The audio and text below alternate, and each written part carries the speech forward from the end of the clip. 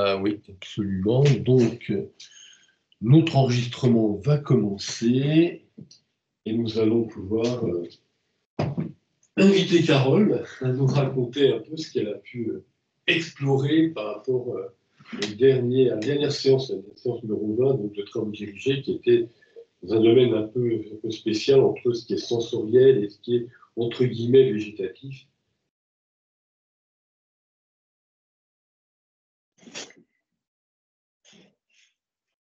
Alors, c'était une séance qui était un peu, enfin une séance, pardon, une période qui était un peu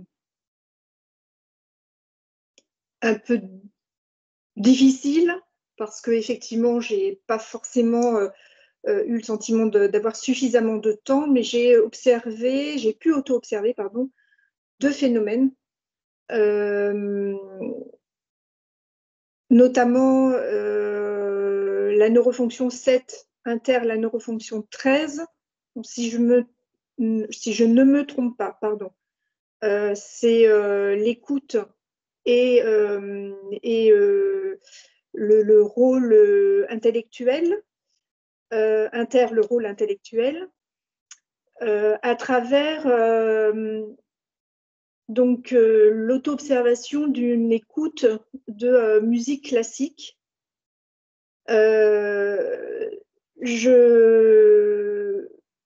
J'ai pu, ou en tout cas, j'ai eu le sentiment que cette écoute influait sur le rôle intellectuel qui se jouait en moi, avec un positionnement, alors pas vraiment une posture, hein, mais vraiment le rôle vis-à-vis de ce que je pouvais donner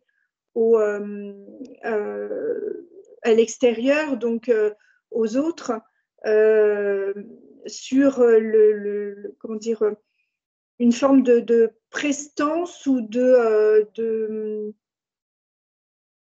oui, je dirais ça, une prestance intellectuelle ou conceptuelle, donc avec une envie de culture et une envie de partager la culture. Alors que quand j'écoutais une musique plus, on va dire,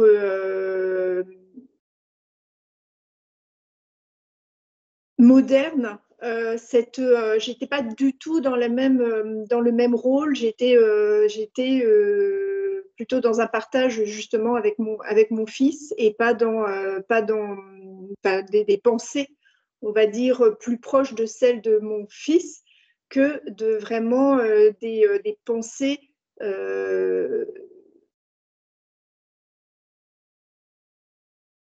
intellectuellement plus élevées, on va dire. Je ne sais pas si ce sont les termes qui peuvent être vraiment parlants, mais c'est cette impression que j'ai pu avoir. Une autre auto-observation donc c'est lié à la vue et donc la neurofonction 3, la vue, la vision, la neurofonction 3 et toujours la neurofonction, alors non pas toujours, c'est la neurofonction 8, donc si je ne me trompe pas, c'est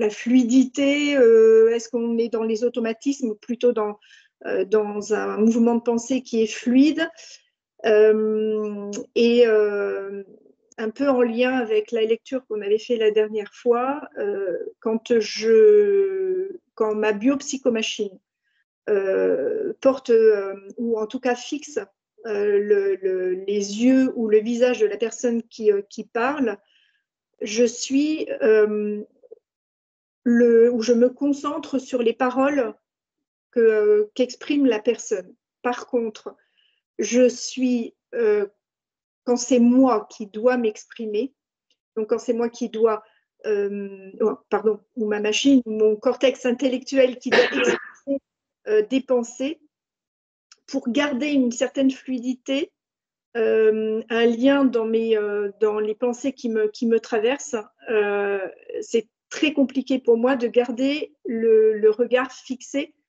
en tout cas sur les yeux de la personne.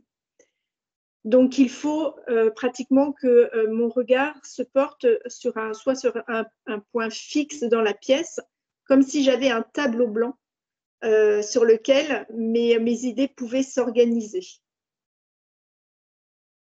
Très intéressantes les auto-observations parce que on s'aperçoit même, si on essaie, par exemple, de parler à quelqu'un en le regardant avec intensité, c'est-à-dire qu'on a connecté en soi l'attention sortante d'idées, plus, donc on est sur la pensée, ce que tu viens de dire, plus visuellement on regarde l'autre.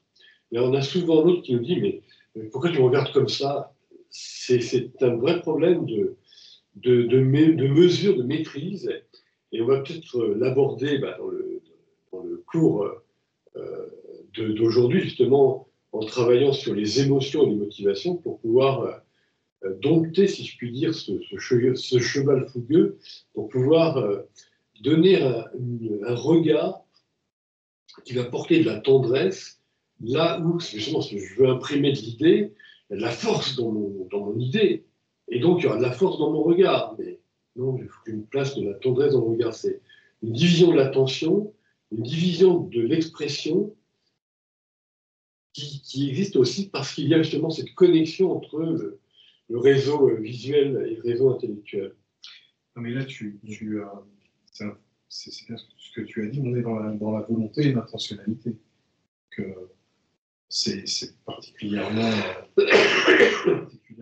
difficile dans un premier temps parce que là, on est sur un cours qui démarre, si j'ose dire, on n'a pas des années et des années de discipline, de pratique.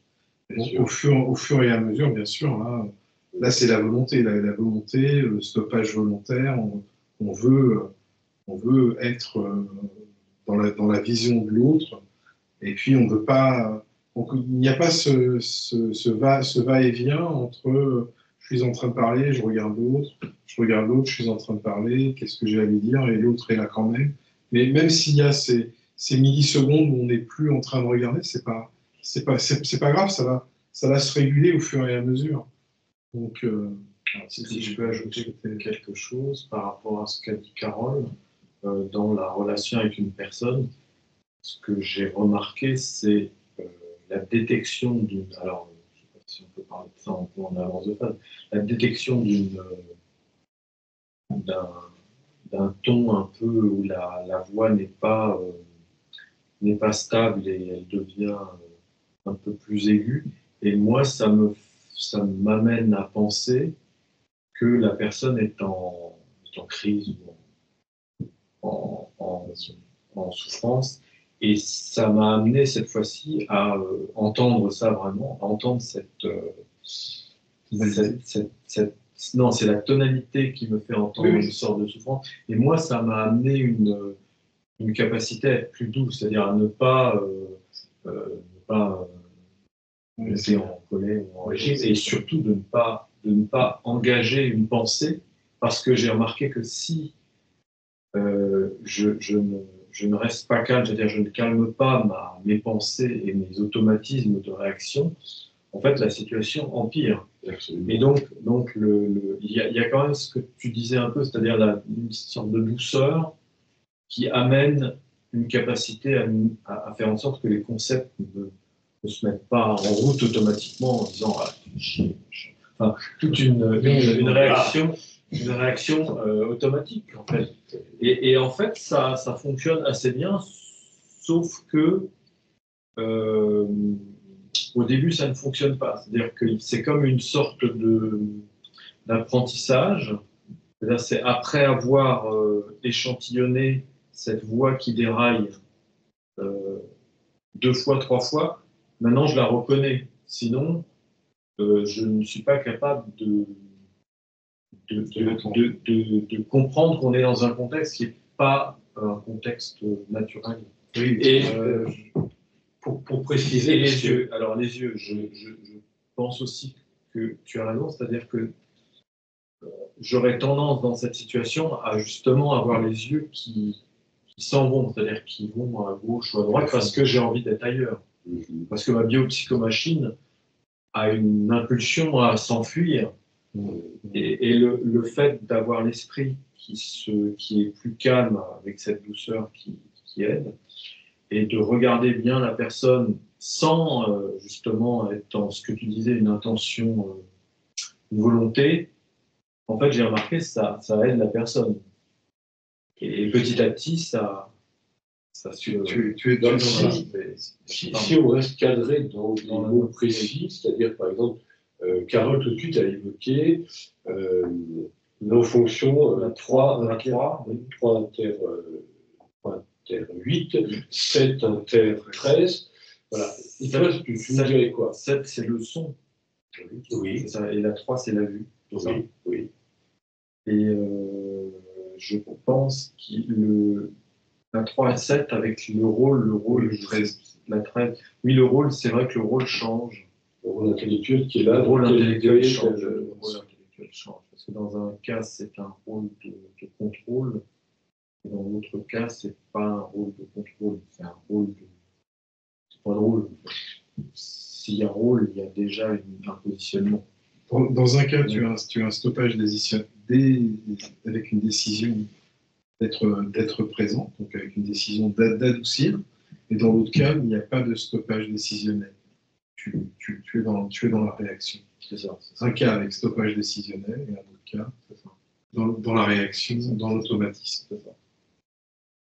Il y en a.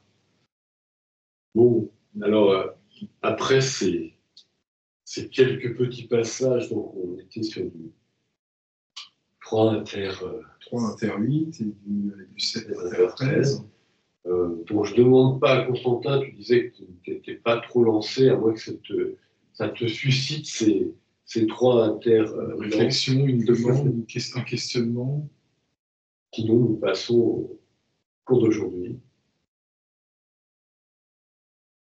Alors, qu'en dites-vous? On lance le cours d'aujourd'hui? Bon, alors je vais revenir donc à présenter un petit peu le cours, tout simplement. Juste un début, voilà. Alors, pour ceux et celles qui nous écoutent, eh bien, nous allons aborder, comme c'était le cours numéro 1 ou le cours numéro 6, on était sur une sorte de prépa, une cours préparatoire sur le plan corporel, puis sur le plan intellectuel-conceptuel, et bien là, on va s'intéresser à ce qu'on pourrait appeler le domaine émotivationnel, c'est-à-dire en entrée les émotions, en sortie les motivations. Donc on est un peu dans le rapport entre le cortex singulaire antérieur, dont on parlera, c'est nécessaire, donc une partie du cerveau qui est en chasse, qui est justement comme une sorte de ceinture autour du système qui nous permet de relier les deux encéphales, et on reviendra dans quelques secondes, sûrement, faudrait que quelqu'un m'aide. Et puis, il y a aussi ce qui est devant, c'est-à-dire là, on est toujours dans le même fonctionnement qu'on l'observe à chaque fois. La machinerie se construit et se développe dans l'animal dans lequel on est, en commençant par l'arrière. Donc, c'est d'abord ce qui est postérieur, et puis il y a ce qui arrive tout antérieur, et on arrive finalement au striatum, donc une région qui motive. Donc, on a, on va dire, la réception émotionnelle. On reçoit l'information, on est ému. Et puis, il y a après à considérer aussi ce qui va être la sortie, une entrée et une sortie, la sortie de nous, motivationnelle, qui va pouvoir émouvoir quelqu'un d'autre.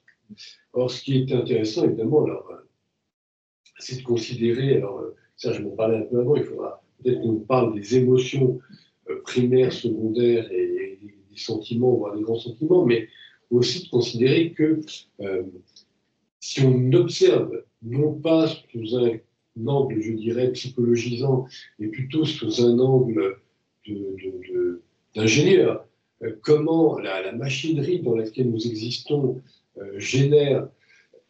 Bonjour Carole, bonjour pardon, Aurélie qui apparaît derrière Carole sur mon écran. Bonsoir. Donc, oui, je disais, donc, ce qui peut être intéressant, c'est de se dire que si on arrive à capturer, parce que ce qui nous intéresse, c'est l'auto-observation, si on arrive à capturer relativement facilement une motivation très forte qui va sortir de nous, qui va émouvoir autrui, par contre, capturer, je dirais encore pire, stopper une émotion qui est déjà en nous, qui passe du réseau neuronal au réseau hormonal et on est déjà pris par l'émotion, ça c'est beaucoup plus difficile. Donc en général, la tactique, je dirais, consiste en le fait de, en l'assurance, le positionnement de prendre l'expression de l'émotion nous amène petit à petit à prendre l'émotion. C'est plus complexe, donc on utilise un levier supplémentaire, une voie longue. Et comme je le disais avant, quand on a compris que notre cerveau a tendance à aller toujours de ce qui est d'abord prendre et après donc, entrer, et ensuite en avançant dans le cortex, quand on se développe, à créer de la sortie, la capacité d'expression, je dirais, eh bien, on peut se dire qu'au bout d'un moment, en jouant sur les deux mécanismes, entrée et sortie, donc émotion, motivation, on a la capacité à gérer petit à petit ce qui nous arrive sur ce plan assez particulier, assez vivace, assez vif, assez rapide. Alors, j'ai lu un petit peu d'un extrait de livre, alors, sur les non-fonctions émotivationnelles. Donc là, c'est la page 40, les pages 40 et 41 du livre Neuroconnectique Enseignement, et qui vont être des passages qui reprendront un livre antérieur, donc Neuroconnectique mini-dictionnaire, pardon, j'ai du mal à le placer pour que tout le monde puisse le voir, un livre un peu plus volumineux, 340 pages, écrit notamment par Serge ici présent. Donc, petit passage extrait de ce livre que je lis à présent. Donc,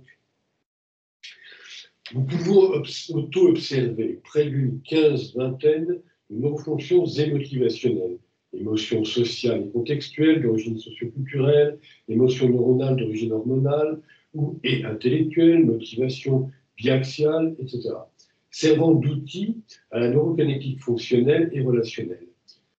La recherche en neuroconnectique a actuellement limité son étude aux 7 neurofonctions suivantes. Alors, on revient sur ce qu'on avait déjà étudié, donc on avait une petite palette, et bien on va continuer, donc je vais, on était à la 14, et bien je vais arriver à la 15. Donc neurofonction 15, référente à la 1 et à la 8 pour qui s'en souvient, tension, relaxation et motivationnelle. Alors, motivationnelle, ça veut dire émotionnel et motivationnel, pour qui n'aurait pas tout de suite compris, bien sûr. Les émois et leur enchevêtrement, ainsi que leur organisation, nous viennent-ils avec effort ou avec aisance? Difficile ou c'est facile? Neurofonction 16, positionnement, donc ça nous rappellera évidemment neurofonction 2 et 9, positionnement dans l'espace entre guillemets interémotivationnel, donc émotionnel, relationnel, on y arrivera, voire positionnement de nos organes, entre guillemets, émotivationnels, nos émotions secondaires, puis primaires, les pré-émotions qui les composent, parce que c'est ça qui est intéressant. Comme on avait parlé de prémo, quand on essayait de découvrir comment ça pense en nous, mais on peut s'apercevoir qu'il y a des pré-émotions, des émois. C'est intéressant de les capturer. Dans ce qu'on pourrait appeler l'espace, entre guillemets, émotivationnel. Neurofonction 17, qui nous rappellera, pareil, la notion de vision. Mais là, c'est une vision entre guillemets, c'est-à-dire qu'au sens psychomnésique du terme, donc sens défini non par ce que nous voyons en temps réel, donc ça serait la neurofonction 3 qu'on avait étudiée il y a quelques mois, au présent, ni par le souvenir de ce que nous avons vu et que nous réactivons cognitivement depuis nos mémoires procédurales puis épisodiques.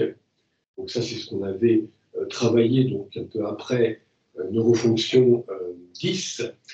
Mais là, la neurofonction 17, c'est le souvenir que nous en avons, que nous en réactivons affectivement depuis notre seul mémoire épisodique. Donc on est dans la capture non pas du percept, non pas de l'intellect, mais de l'affect. On est bien précis dans ce qu'on va travailler. Alors, on peut toujours se dire, oui, il y a la non-fonction motivationnelle entrante, donc, par exemple, qui est d'origine visuelle. Donc, on est dans, on va dire, l'arrière-goût de ce qu'on a vu. Non-fonction 18, donc, on rappellera évidemment la notion de mouvement. Et là, on n'est pas dans les mouvements corporels, la main du Danfield que vous voyez ici, on n'est pas dans le mouvement intellectuel, le passage d'une idée à une autre, mais on est dans le mouvement émotivationnel. Le changement de motivation déploie, ou ce qui est très difficile, je l'ai dit un petit peu avant, à capturer, d'émotions. Quand ça en nous passe d'une émotion à une autre, on est tout joyeux, puis ça on est une mauvaise nouvelle. Oh, comment ça, on est tout en colère ou tout triste. C'est le moment d'arriver à être présent à nous-mêmes, d'attraper ces mécanismes. Sinon, on est des robots, on ne sait même pas, c'est tragique. C'est une vie ratée. On pourra se réincarner après, on ne sait pas. Enfin bon, en tous les cas, c'est raté.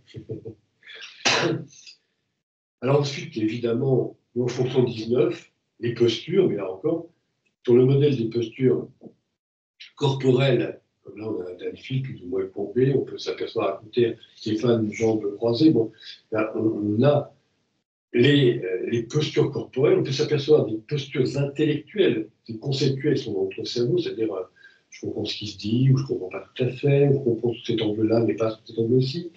Et là, ça va être les postures émotivationnelles. Donc évidemment, c'est un peu plus complexe, parce que souvent, là encore, on est tellement pris par une émotion, surtout si elle est redondante, qui peut produire des pensées redondantes, des idées fixes, c'est-à-dire référence au fameux texte d'Angela, alors je vais vous le montrer dans un instant à nouveau. Ma page, bon. Il y a la problématique de se dire, quand on est dans ce livre-ci, donc référence pour qui n'a pas encore lu et qui nous regarde sur cette chaîne, bienvenue à le trouver. Donc Angela s'intéressait à comment peut-on observer les mécanismes qui nous permettent de stopper une idée fixe, et bien là c'est encore plus délicat, parce que stopper une émotion fixe, fixée, figée, qui souvent d'ailleurs, c'est Sigmund Freud le premier qui l'avait mis en évidence à partir des travaux de Pierre Janet, d'ailleurs, extrêmement intéressant de se dire, eh bien, on arrive dans un contexte, et là c'est ce qu'il appelait association d'idées, mais on s'aperçoit que derrière l'association d'idées, donc finalement de concepts, et donc de compréhension conceptuelle, et donc contextuelle, on arrive dans un lieu, on arrive dans un groupe de gens, on change peut-être de lieu, et là, soudainement, tel ou tel type d'émotion, voire plus loin, de grands sentiments, de sentiments un peu moins grands, apparaissent mécaniquement, automatiquement, c'est un automatisme. Et donc, ce qui nous paraît intéressant, c'est de pouvoir à ce moment-là être présent à nous-mêmes et réaliser, parce que je suis dans tel lieu, ou parce que je suis avec tel groupe d'individus, ça en moi, le mécanisme émotionnel se réveille et déclenche quel type d'émotion. Quel petit triste robot je suis absolument, il faut ne plus être cela. Moi, c'est l'objectif des neurokinéticiens, c'est de pouvoir se libérer de ces mécanismes absurdes. Enfin, donc, encore deux, neurofonction 20, donc les rôles. Alors, le rôle est motivationnel, donc on pourrait dans d'autres termes, la neuroprogrammation au niveau du choix mécanique des émois, des postures émotivationnelles, ou encore des choix conscients, de ces émois, de ces postures, de ces mouvements, etc., tout ce qu'on a dit avant, eh bien, de pouvoir prendre conscience que c'est là. Et quel rôle théâtral ça nous donne, comment les autres perçoivent, comme vous avez peut-être remarqué, vous rencontrons d'ailleurs moi aussi, et c'est toujours terriblement difficile à gérer, des gens qui sont soit tout contents, soit c'est ils sont contre tout le monde. Alors là, je réfère à Pierre Janet, son livre des années 1880 sur la médecine psychologique, comme il le disait à cette époque-là, mais il décrivait déjà attention aux gens plaintifs, éloignez-vous d'eux.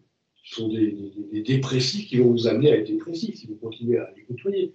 Bien, on a cette problématique de se dire soyons toujours dans la capacité à percevoir quel rôle, donc quel neuroprogramme, quelle, je dirais, présentation de soi nous avons émotionnellement pour les autres et donc motivationnellement pour nous. C'est-à-dire qu'est-ce que nous avons comme motivation qui va nous permettre d'émouvoir les autres, donc une sortie qui active des entrées, pour que ces autres puissent non pas prendre de nous ce qui est négatif. Il y a tellement de gens qui arrivent et qui racontent leur malheur. Ah, gna, gna, gna, gna. Pourquoi ces gens-là viennent nous polluer? Mais pourquoi nous-mêmes allons-nous polluer les autres?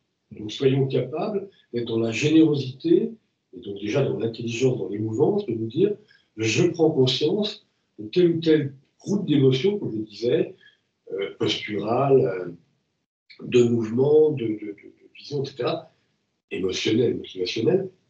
Quel type de mécanisme émotionnel me traverse qui m'amène à avoir en sortie tel type de mécanisme motivationnel et comment le stopper pour le remplacer par un processus qui serve l'humanité au lieu d'agacer tout le monde, de servir à rien, on ne sait même pas, ça sert à rien, ça ne nous soigne même pas, disons, pour qui est dans des drames, on traverse tous des drames, mais il faut se dire que les autres aussi, alors soyons modestes. Enfin, pour clore ce travail, donc, nos fonctions 21, donc l'audition, et là évidemment on avait travaillé sur ce qu'on entend. Donc, Amaury n'est pas là ce soir parce qu'il est pris par une grosse grippe, mais bon, cela dit, lui est très passionné par l'écoute, et c'est très intéressant en effet. Mais derrière ça, évidemment, eh bien, on avait travaillé l'audition entre guillemets, mémorielle, mnésique, rappelée par la mémoire en termes intellectuels. Et bien là, on va oser celle qui est en termes émotionnels, évidemment, et motivationnel, évidemment, sur le plan de la sortie, comme je vais le dire avant. Donc, le sens défini aussi par la capacité, donc, toujours sur un jeu entre les mémoires procédurales et épisodiques, mais là, on va travailler sur ce qui est strictement épisodique à travers ce que je vais dire avant. Comment réactiver affectivement un son, des sons que nous avons entendus, qui vont pouvoir nous porter. C'est-à-dire que si jamais je suis avec des gens et qu'il y a, par exemple, un gros souci dans ma vie, c'est terrible, je me dis, je ne vais pas les polluer avec ce souci qui va les amener à rien. Par contre, je vais peut-être user du rappel d'une jolie musique qui va me permettre d'être sympathique, par exemple. Bon. Alors voilà, c'était le démarrage qui permettait de lancer tout cela.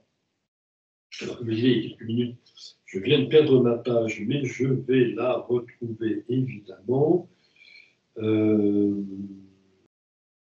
Si quelqu'un pouvait m'aider, Serge, j'aurais-tu idée, parce que je pense qu'on est par là, mais je ne suis pas tout à fait sûr.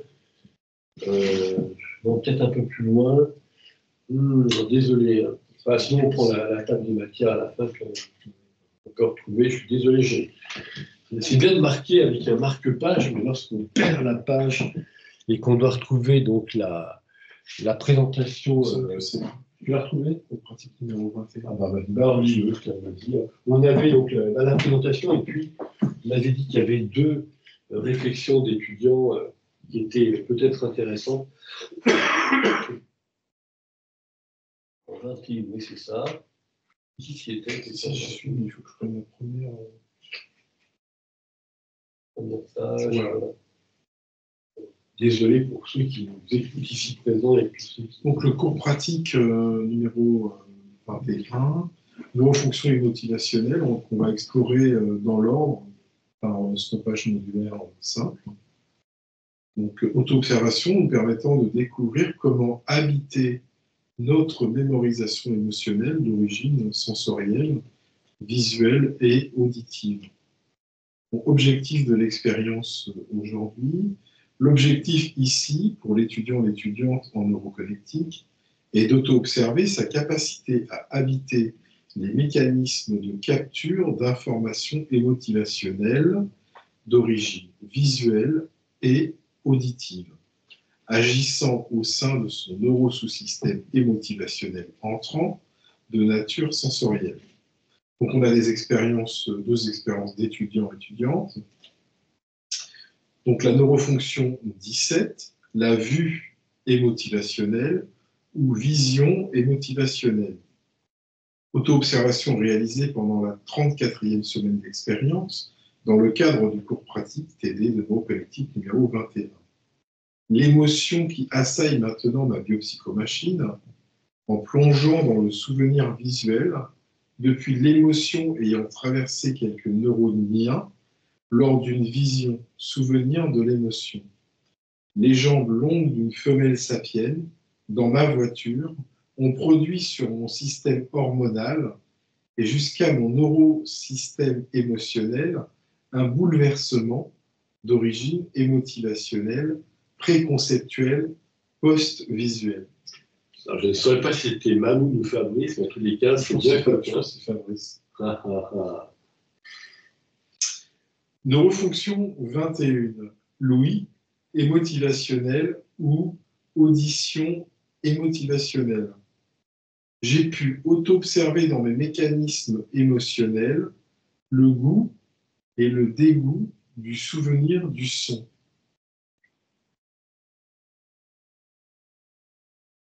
Alors, est-ce que vous avez quelques questions, interrogations, ou bien, évidemment, on rentre en expérience, on commence chaque fonction, on entre, on teste. La 21, question sur la 21 ou sur la 17. La 21 en rapport avec l'audition. La 17 en rapport avec la vue. Si vous avez bien noté, oui, les numéros qui vont avec, c'est plus facile. Bien tout noté. Non. Bon. Ah oui, Stéphane, oui. Je ne sais pas trop, c'est plutôt en sortie, c'est-à-dire, moi j'étais auto-observé que lorsque je regarde des documents administratifs qui me mettent en inquiétude, la vue en sortie, c'est-à-dire la vision, se trouble. Donc, ou plus précisément, l'œil accommode moins que si c'est un autre type de document que j'aime. Donc c'est plutôt en sortie. C'est un thème, a priori, qui oriente l'accommodation plus ou moins bonne de mon œil. Ça, c'est un exemple. C'est assez intéressant, mais là, on peut rentrer dans d'autres domaines. Je pense à Milton Erickson en psychologie, en psychiatrie, mais ce que tu dis, tu l'avais déjà dit, je me souviens. Oui, je l'avais dit il y a un an ou un an. Au tout début des cours, oui, tout à fait, quand on travaillait sur la vision. Mais je me souviens toujours d'un cas qui avait été signalé dans ces co-papers, qui était assez impressionnant. Un homme qui s'arrête à une station d'essence pour sa voiture, il demande de l'essence et soudain il se dit je suis désolé, je suis aveugle, je ne vois plus rien.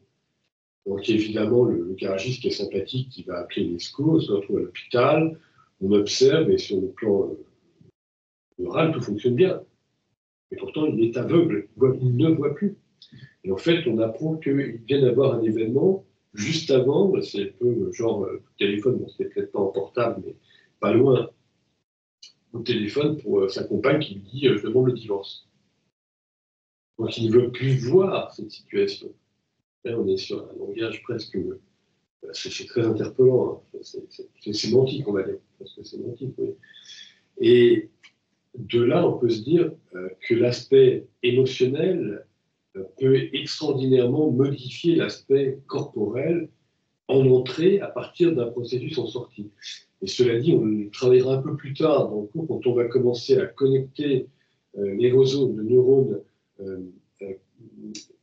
émotivationnels avec les réseaux de neurones corporels, entrant et sortant. Mais pas tout de suite. Alors, je vous propose à tous, à moins que vous bondissiez en me disant non, je voudrais dire que, je vous propose à tous qu'on commence à expérimenter la non-fonction 17, la première. Donc là, on peut se dire maintenant, le Danfield qui se met en expérience devant vous, à nu, eh bien, il est en train de parler. Ce Danfield, quelles sont les tensions, relaxations corporelles, intellectuelles, mais là, on arrivait aux tensions, relaxations émotivationnelles. Est-ce que ce personnage qui parle, dans lequel j'habite et que vous pouvez observer, est-ce que cet animal-là, il est dans une fluidité, ça passe bien, les émotions sont cool, ou est-ce que les émotions sont tirées, tendues? Je vous demande, parce que je vous dirai après ce que moi-même j'observe chez l'animal dans lequel j'habite. Mais votre impression sur la neurofonction numéro 15. Pardon, oui, j'ai dit 17, excusez-moi, oui. La 15, c'est tension, relaxation, tension, relaxation émotionnelle et motivationnelle. Oui, en fonction de là, Danfield parlait, donc il est en conversation. Donc, est-ce que d'un point de vue intellectuel, est-ce qu'il est émotionnel? C'est d'un point de vue émotionnel, est-ce que c'est fluide ou relaxé? Est-ce que il va être en capacité de motiver en sortie l'autre aussi? Est-ce qu'il est assez motivant pour l'autre lorsqu'il s'exprime? Alors, quand vous le ressentez, quand vous entendez ce Danfield parlant, est-ce que vous ressentez un Danfield qui est pris par une émotion terrible et dans le trac et dans l'angoisse? Parce que vous évoquez des moments où on a des difficultés émotionnelles parce qu'on a appris une nouvelle, parce qu'il y a... Bon. Ou bien au contraire, un Danfield qui émotionnellement, vous ressentez dans vos émotions un Danfield très cool, très tranquille. Et c'est relié au débit d'air lorsque tu articules aussi.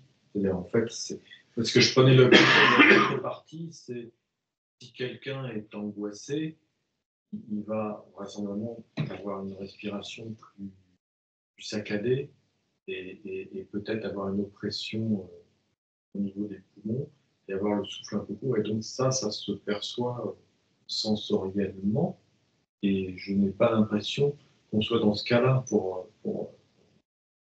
l'écoute que j'en ai de ta biopsychologie. Tout à fait. En effet, c'était Hume et Berkeley, les deux Britanniques qui sont à l'origine en philosophie, ce qu'on appelait le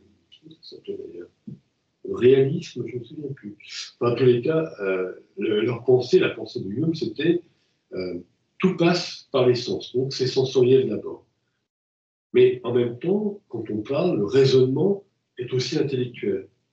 Et ce qui arrive vers nous, qui vient de l'autre, sensoriellement, comme tu viens de dire, par l'écoute notamment, par le souffle. Donc on a une écoute qui nous donne un souffle, un rythme, et on a un raisonnement qui nous donne aussi un souffle, un rythme intellectuel. Et sur le plan émotionnel, ça donne une résultante qui est « je ressens cet être-là comme ci ou comme ça ». Je ne sais pas si vous, vous qui êtes sur l'écran, donc vous paraît simple. Et sinon, je vous donne une petite observation personnelle. Non. Moi, j'ai eu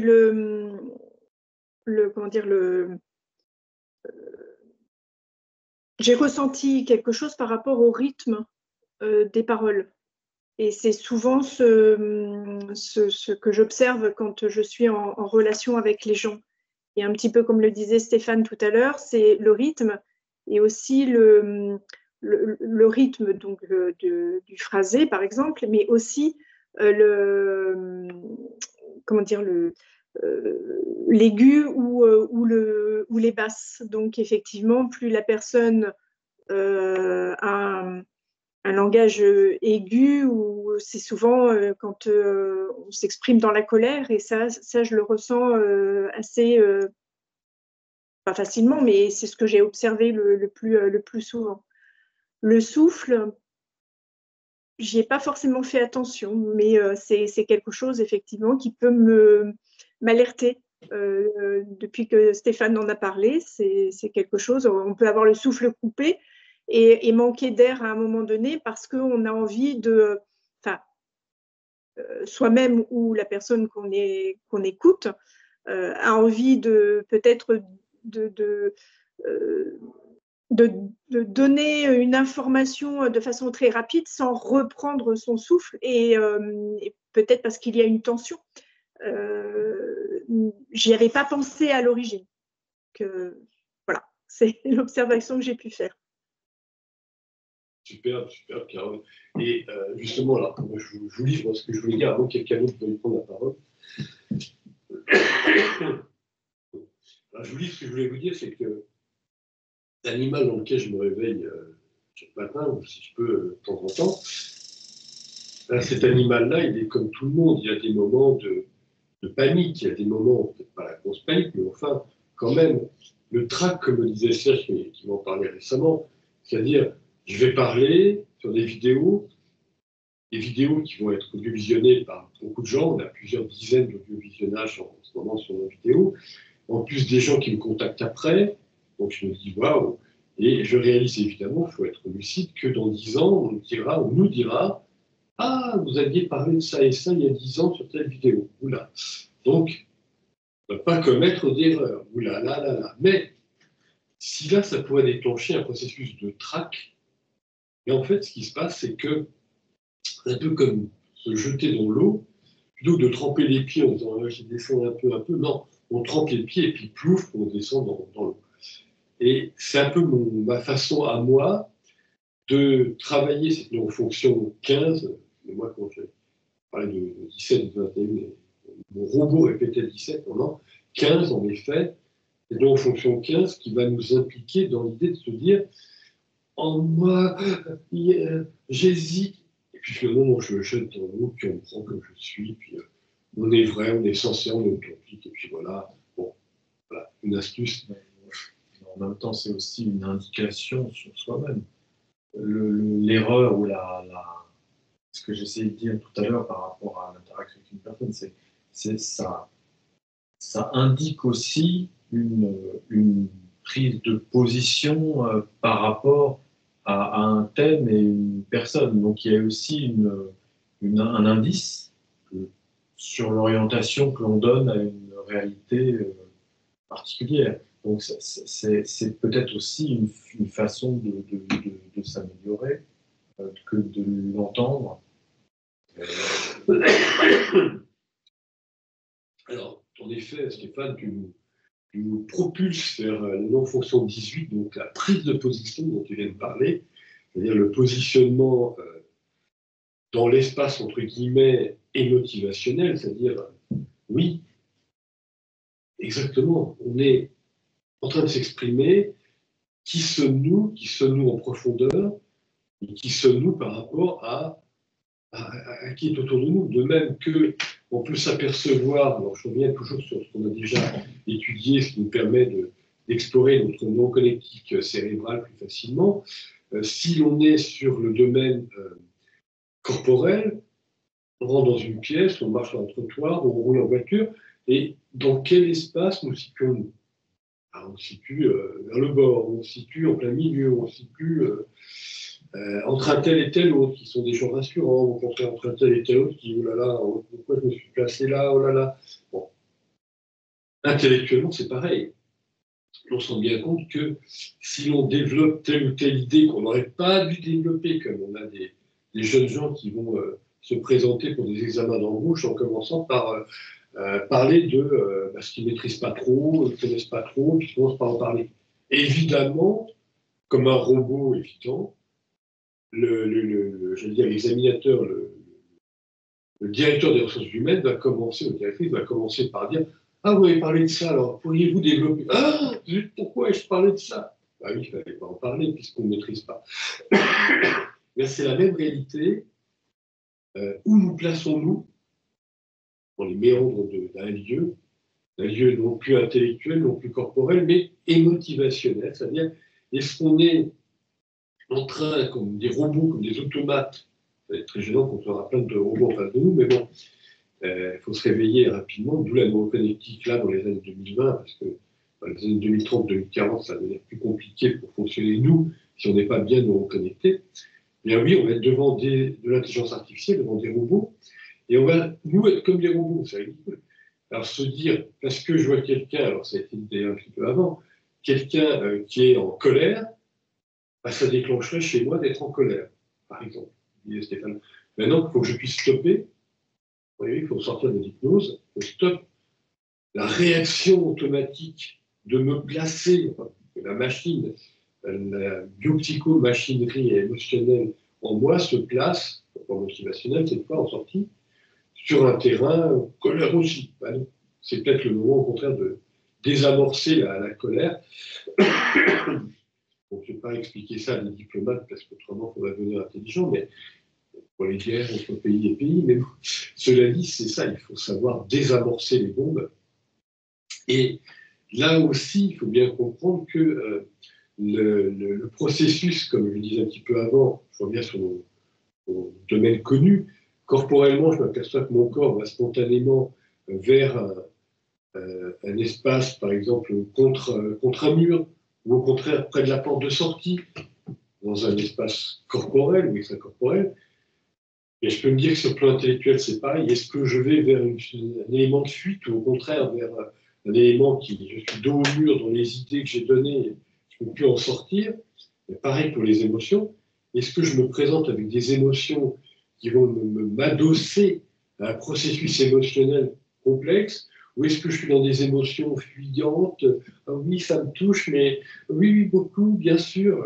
On compte que je suis dans la fourberie, mais bon, voilà. À moi d'être observateur de l'intérieur, donc observateur de ces mécanismes-là, donc de positionnement dans l'espace entre guillemets motivationnel. Je vais donner un autre exemple. Ça dépend si on va au théâtre, par exemple. Donc l'espace motivationnel, quand on est spectateur au théâtre, on est plutôt dans la bonne humeur, la joie, mais quand on va revenir sur le track, dans ce même théâtre, quand on est acteur sur scène, c'est une autre paire d'émotions. Tout à fait. Donc entrée-sortie, et en même temps, nous sommes dans le théâtre de la vie, on en est justement parfois conscient. Et puis je rajoute encore un peu, et si par malheur on ne trouve pas de taxi pour aller au théâtre, ou le métro est en panne, et que l'heure tourne, on est émotionnellement dans une situation d'espace émotionnel dans lequel on se trouve. Et même Monsieur Gates, quand il a dit à son chauffeur qu'il pouvait disposer pour la soirée, que soudain il dit ah, mais non bon. Mais oui, c'est toujours comme ça. Alors, pareillement, si vous avez des questions, je vous propose peut-être d'entrer en expérience vous-même d'ailleurs. Parce que ça vous dirait qu'on entre en expérience, que là, je peux vous montrer, à travers ma narration, vous entendiez le Danfield ou le Serge, évidemment. Mais est-ce que vous voulez essayer une expérience tout de suite? J'ai une question. J'arrive pas à comprendre la différence entre la tension intellectuelle et la tension émotionnelle. Parce que, par exemple, si on ressent une peur ou un hésitement, pour moi, ça provient d'une tension intellectuelle. Donc, j'ai du mal à séparer ces deux neurofonctions. C'est normal. Alors, déjà, les six émotions primaires connues en psychologie, c'est, Serge, tu m'aideras, n'est-ce pas? Parce que Serge m'a briefé avant en me disant, t'en rappelles-tu? Ah bon? Quelle idée? On commence à lui dire, non, là j'ai un truc, ah bah, moi j'ai révisé. Ah, oui, bon, alors, la peur, la surprise, le dégoût, La colère, la joie. C'est une colère, joie, surprise, dégoût, colère, joie. Il nous en manque une. On l'avait tout à l'heure. on avait tout dit tout à l'heure. Bon, La tristesse. La tristesse. Ah, c'est ça. C'est intéressant parce que dans le paradigme oriental, ce ne sont pas tout à fait les mêmes. Alors restons dans le paradigme des sciences acceptées ici en Occident pour le moment, mais on y reviendra peut-être en neurocognitive transformationnelle pour élargir notre palette d'expériences. Mais donc oui, si on prend donc les émotions primaires, voire des émotions secondaires, c'est-à-dire si on est dans la frayeur, dans de peur, mais effrayé, c'est une petite nuance. Puis si on va sur les sentiments, eux, on appelle le domaine intellectuel, parce que le sentiment de grandeur, je sais pas, internationale, de grandeur de l'humanité, ces grandeurs, ça passe par des réseaux de neurones intellectuels et conceptuels, c'est évident. Mais là, Aurélie, il faut bien que tu distingues la nuance, c'est-à-dire quand tu es dans un espace, entre guillemets, donc, intellectuel, tu es en train de réfléchir à, réfléchir, dis bien ça, c'est se réfléchir en toi, une flexion à nouveau, se réfléchir en toi à quelqu'un qui vient de parler, par exemple, au livre que tu viens de lire. Quelqu'un qui énonce, je sais pas, l'humanité vivra une éternité. Bon. Puis là, soudainement, quelqu'un en toi réfléchit. Une éternité, mais qu'il y a des limites dans cette éternité. Ah oui, parce que quand le soleil est une étoile, va, comme toutes les étoiles, gonfler, dans 4 milliards et demi, 4 milliards et demi d'années ou 5 milliards d'années, au petit moment, on a le temps, ben, évidemment, les planètes autour, elles vont brûler. Donc on aura intérêt à avoir pu se promener vers d'autres planètes plus lointaines en ce temps-là. Mais par rapport à nos vies, à nous qui vivons une centaine d'années dans le meilleur des cas, Jeanne Calment, 122 ans. Là, on a récemment donc, une japonaise de 119 ans, on a une religieuse catholique française, 118 ans. Bon, bah, c'est quand même bien, mais par rapport à 5 milliards d'années, c'est même pas une goutte d'eau dans un océan, seulement c'est petit. Donc, si on est là, on est dans un raisonnement, on a positionné notre réflexion, j'insiste sur le terme, par rapport à une cogitation qui dit de quelqu'un, donc une sortie intellectuelle de quelqu'un, à l'oral ou à l'écrit, qui amenait chez nous une entrée intellectuelle qui nous amenait à réfléchir. Oh là là là là, la l'hiver. Bon. Maintenant, on est sur les émotions. Quelqu'un, justement, est triste. On parlait par exemple, celle qui, c'est assez intéressant, nous échappait. C'est intéressant, justement celle-là. Eh bien, on est triste, oh là là, la vie est dure, j'y arrive pas, je comprends plus la vie, je sais pas où ça me mène, j'ai mal partout, je suis malade, pourquoi tout ça, et puis pourquoi j'existe, pourquoi le monde existe, et puis oh, j'en peux plus.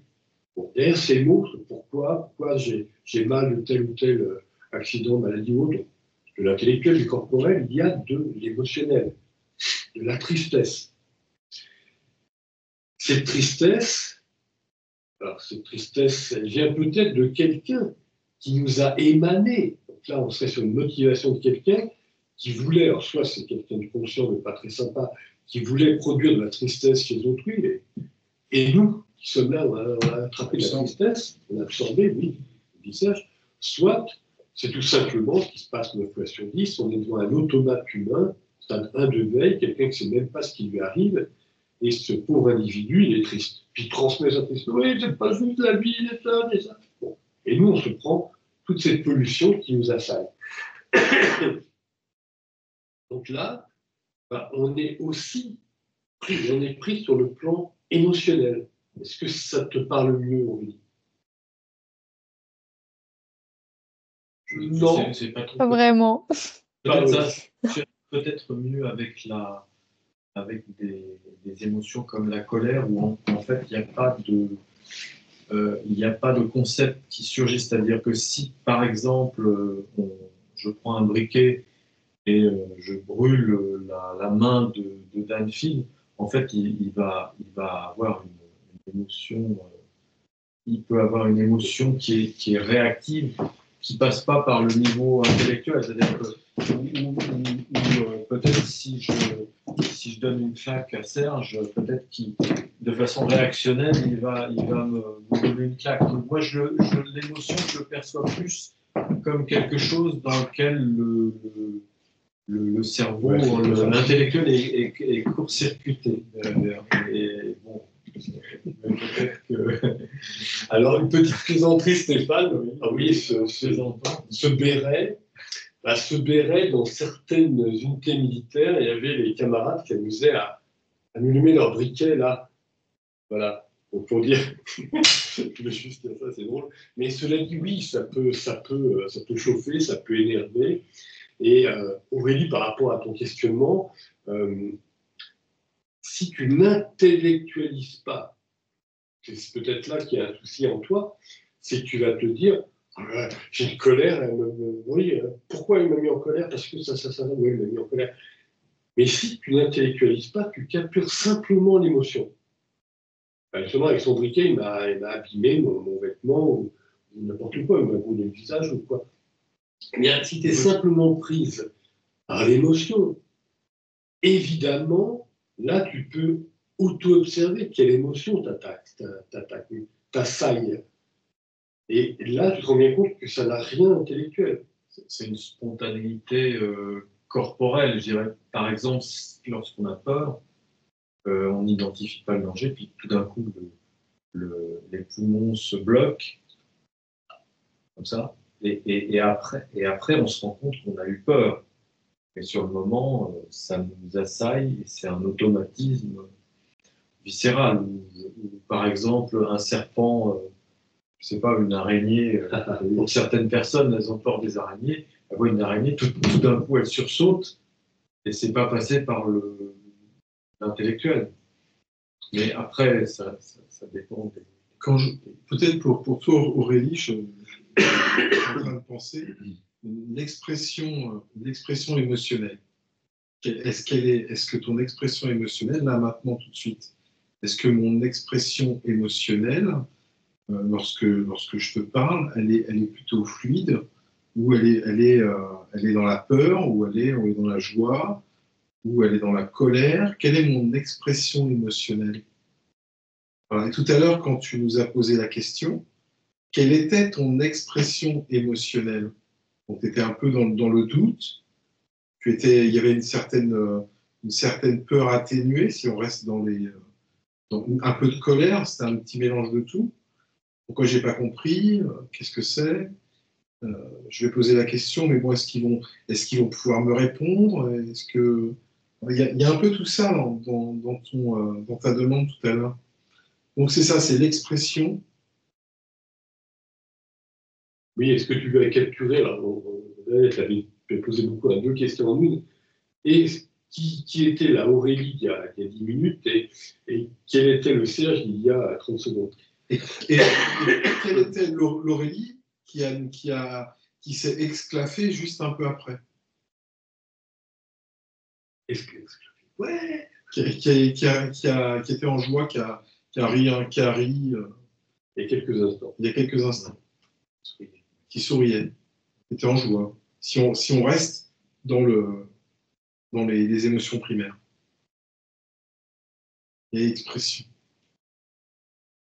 Ok, c'est plus clair. Parce que c'est vrai que j'avais cet automatisme de, dès que je ressens une émotion, de me demander pourquoi je la ressens. Donc, automatiquement, j'essayais de l'intellectualiser. Ça existe. Mais c'est normal tout ça. On verra plus tard qu'on va poser l'émotion avec le corps, on va poser l'émotion, mais ce sera plus tard. Là, on tente de capturer vraiment l'émotion. On reste pour l'instant sur de l'émotion primaire et on essaie de se dire, ah bah là, j'ai un mélange de ci, un mélange de peur avec un peu de colère, ça donne ça chez moi. Et en plus, il est vrai que le contexte dans lequel on existe, là, nous sommes en France, et on est passé par beaucoup d'écoles de psychologie qui évoquaient l'analyse. Analyse, c'est l'intellectualisation de ce qu'on a vécu, notamment sur le plan émotionnel. Or, la neurocognitique, elle, s'intéresse à l'observation, à l'auto-observation, pas à l'analyse. Ça s'intéresse au réel. Mais voilà, on est au présent, vraiment ce qui se passe tout de suite maintenant. Donc, on n'est pas en train de se dire, ah, tout à l'heure, j'ai une telle émotion parce qu'il y avait ça, mais donc ça voulait dire si. Non.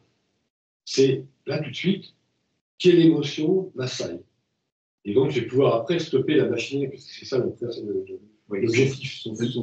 Sauf que pour détecter l'émotion au départ, généralement, ce qui se passe, c'est qu'on l'aperçoit avec un retard au début. C'est-à-dire qu'on s'aperçoit de l'émotion par les effets qu'elle a avant de la capturer en temps réel, je dirais. Par exemple, au début, lorsqu'on se met en colère, c'est seulement une fois qu'on est en colère qu'on s'aperçoit qu'on est en colère. Parce qu'on a, je sais pas, on a le visage qui rougit, on a le cœur qui s'accélère. Et au début, c'est quelque chose de tellement rapide qu'en fait, c'est très difficile à capturer Bien sûr, comme ça. Et c'est pour ça qu'on travaille les stoppages. Le stoppage, quand tu prends la parole et que tu prends, je te parlais tout à l'heure d'un stoppage décisionnel, quand tu prends la parole et que tu as ce stoppage décisionnel en toi, d'attraper quelle émotion est en train de... Quelle expression d'émotion, quelle émotion qu'est-ce qui se passe là maintenant, d'un point de vue émotionnel chez moi, j'essaie d'attraper ça, mais j'ai pris une décision. Et ça revient à deux paramètres à considérer. D'une part, dans ce cours de neuroconnectique, on pratique justement le travail sur les émotions, motivations, à partir de ce travail dirigé numéro 21, alors qu'avant, on a travaillé ce qui était corporel en cours numéro 1 et ce qui était intellectuel et conceptuel en cours numéro 6. Et pourquoi ? Parce que ce que vient de dire Serge, en effet, c'est ce que tu avais dit aussi avant, c'est la problématique est là, c'est qu'on n'arrive pas à travailler sur l'émotion elle-même, mais sur l'expression d'émotion. Et c'est seulement au bout d'un certain temps, en effet, comme tu viens de le souligner, Stéphane, d'abord, on ne sait même pas, c'est quand l'autre nous met un grand point dans la figure qu'on se dit « Oh, j'ai dû le vexer », et c'est voilà. Après, c'est un peu plus tard, on s'entend, comme tu le disais, en train de parler un peu fort, on s'entend, on se dit voilà, je suis tout rouge, je me sens gonflé là, je sens mon cœur qui est comme ça, ma respiration qui est comme ci. Mais encore plus tard, dans la suite de l'expérimentation, dès qu'on commence, et ça c'est un petit peu, alors je réfère à notre livre, dès qu'on commence à activer les premiers neurones, je vais très loin. C'est pour ça que je parlais tout à l'heure d'émotion et avant d'émoi. C'est comme un prémot, c'est avant le mot. On commence à avoir le début du commencement de la première syllabe, entre guillemets, émotionnelle, motivationnelle, puisqu'elle va sortir de nous et créer une émotion chez d'autrui. C'est le cas chez la fille. Oui, et ce que je travaille très souvent, d'ailleurs, j'ai raconté des expériences que j'avais tentées, alors ça c'est dans ce livre-là, donc pour nos auditeurs. Dans ce livre-là, eh bien, j'avais exposé évidemment sur le plan cognitif, donc, et non pas sur le plan émotif ou affectif. J'avais exprimé comment nous pouvons stopper le début du commencement d'une réflexion, le début du commencement d'un mot. Quand on arrive à stopper ça, on peut se dire, j'ai envie de dire que je pense, puis soudainement on prend un autre mot. On a commencé le début d'un mot et on arrive sur un autre mot. Mais idem pour l'expression motivationnelle. On peut aussi avoir le commencement, quelqu'un me met en rage, ma machine est en rage, et puis soudainement on stoppe, puis on se dit, je vais prendre dans mes bras. Bon, quand on en arrive là, la vie est déjà beaucoup plus intéressante. Moi, personnellement, j'avais raconté comment je me suis trouvé dans des situations du style, je suis en colère avec quelqu'un, parce que, j'en parlais à Serge tout à l'heure, il n'y a pas longtemps, je me suis trouvé devant quelqu'un mais qui vraiment monopolisait le blabla et était très agaçant. Et je me suis dit, bon, si je reste comme ça peut durer un temps indéfini, donc il faut que je passe en mode colère. Bon, j'ai développé dans la bestiole, dans l'animal dans lequel j'habite, le mode colère. L'autre, soudainement, a pris conscience de soi, s'est calmé et tout allait bien. Donc il faut savoir aussi donc, activer et désactiver, on est vraiment comme les cellules on-off dans le système visuel, activer, désactiver un peu on pense aussi les potentiels au niveau de l'activation neuronale ou désactivation neuronale, glutamate, GABA, et c'est ça qu'il faut absolument travailler, c'est-à-dire pouvoir se dire de plus en plus en travaillant, c'est pour ça que je reprends mon exemple des inhibiteurs. Exactement, les inhibiteurs comme il Serge, plus on va travailler sur les inhibiteurs, et plus on va se retrouver à un moment donné à ne plus être prisonnier de l'émotion qui nous vient du dehors, qui devient une motivation pour s'énerver, ou se pleurer, ou se trister.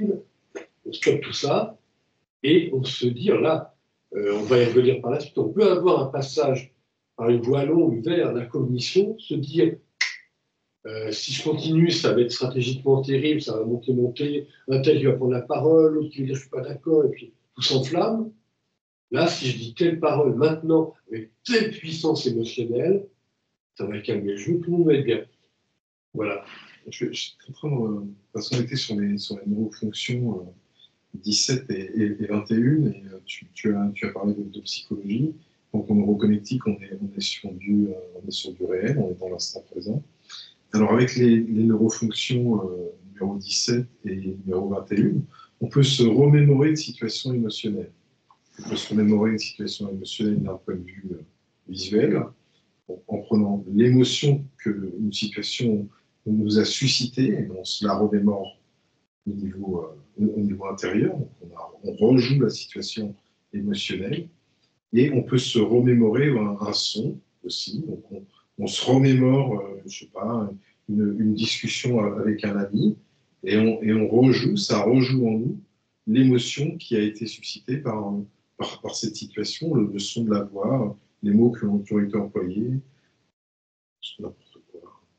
Voilà. Donc émotionnellement, on a la possibilité, avec la neuroconnectique, de revenir en arrière pour se remémorer. Ça, c'est... Alors, ben justement, donc, on avait travaillé donc 15, 16. Serge nous a présenté 17 et 21. Donc, c'est pas là aussi, si ça vous paraît limpide et clair, de pouvoir déjà en nous-mêmes auto-observer quand, non pas un son nous rentre dans l'oreille, où on voit, enfin, nos yeux voient une lumière, une lumière. Bon, non. C'est pas non plus je me rappelle de la lumière, mais c'est je me rappelle de l'émotion, de l'émoi, peut-être même parfois plus short, plus court, qui est attaché à cette lumière. Si par exemple, je donne un exemple concret, si on se rappelle d'un manège avec des petits chevaux en bois et une petite fille sur le petit cheval en bois, et voilà, on a une émotion plutôt de joie qui revient, même si on n'a pas vécu dans le présent, mais si on est en train de la construire. Voilà. Et puis, on peut aussi se remémorer le son du manège, et voilà, tout ça. Là, on revient vers la joie. Alors, neurofonction 18. Je t'en prie, vas-y. Alors, on est en mouvement, là, c'est ça. Oui. Alors, on est habitué à observer de l'intérieur, donc avec attention, le mouvement corporel. T'as une fille qui a les mains qui bougent, bien qui parle, les mandibules qui bougent ici, en grand singe, non. Bon. On a maintenant pu nous entraîner, nous, neuroconnecticiennes, à explorer aussi les mouvements intellectuels et conceptuels. Tiens, ça pense à ceci, puis soudain, ça pense à cela dans ma tête. Bon, pourquoi pas. Et là, c'est pareil, en même temps, c'est un peu plus délicat, puisqu'on vient d'en parler, c'est très furtif. Observer de l'intérieur nos mouvements émotionnels.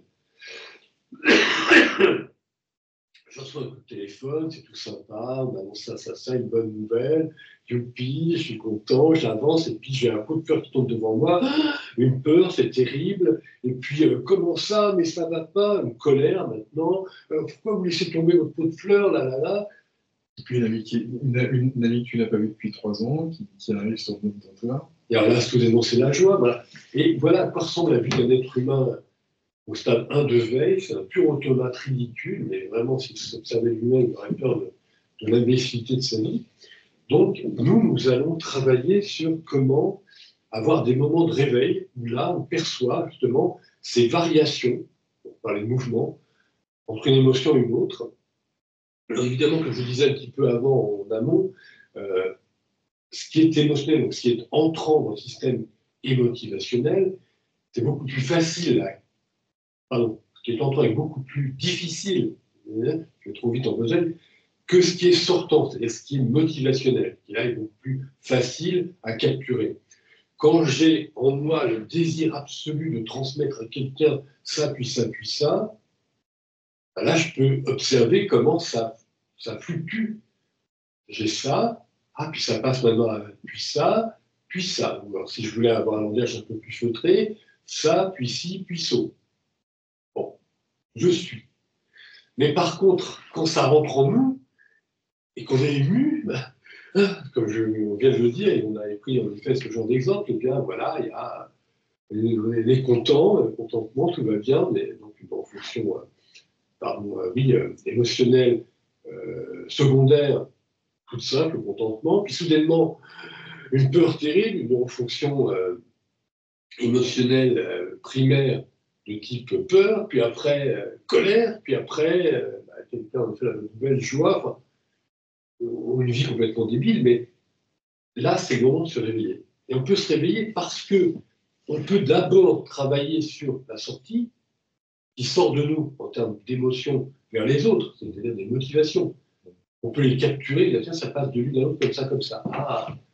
Et puis ensuite, là, on peut les attraper, mais en douceur, c'est-à-dire que, un peu ce que disait Stéphane avant, c'est-à-dire qu'il y a ce qu'on capture au début, c'est déjà la fin, on est complètement pris, mais on se rend compte que, oh là là, c'est terrible. Puis après, on se réveille un petit peu plus tôt dans le cheminement du processus, puis évidemment, on se réveille tellement plus tôt qu'on peut même stopper le processus au commencement, ou le diversifier, ou même créer un autre processus volontairement, intentionnellement. Alors, des questions, des envies de vous expérimenter un petit peu. Constantin a l'air très concentré. Dis-nous, ça te plaît ce qui se propose ici?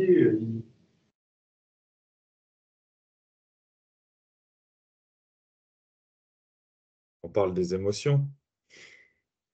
Oui, ça c'est la thématique générale de la soirée, mais là, à l'instant, de se dire, pouvoir capturer une motivation, donc une émotion sortante, ça peut dire, de toi, qui passe à une autre pied, une autre pied, une autre. Donc, ces mouvements entre des émotions sortantes, des motivations, pour ensuite pouvoir, au bout d'un moment, capturer en toi le passage d'une émotion à une autre, à une autre, à une autre, quand justement, dans l'exemple qu'on citait amusamment avec Serge il y a quelques instants, donc le pot de fleurs qui tombe sur la tête, on a peur, après on est en colère contre qui a laissé tomber le pot de fleurs, après, au bout d'un moment, il y a la bonne nouvelle, on voit quelqu'un, il y a une joie, et on s'aperçoit que ça en nous, la biopsychomachinerie émotionnelle, passe d'une émotion à l'autre. Il y a des mouvements, on arrive d'une autre à une autre à une autre. C'est les montagnes belges. Non, je rigole.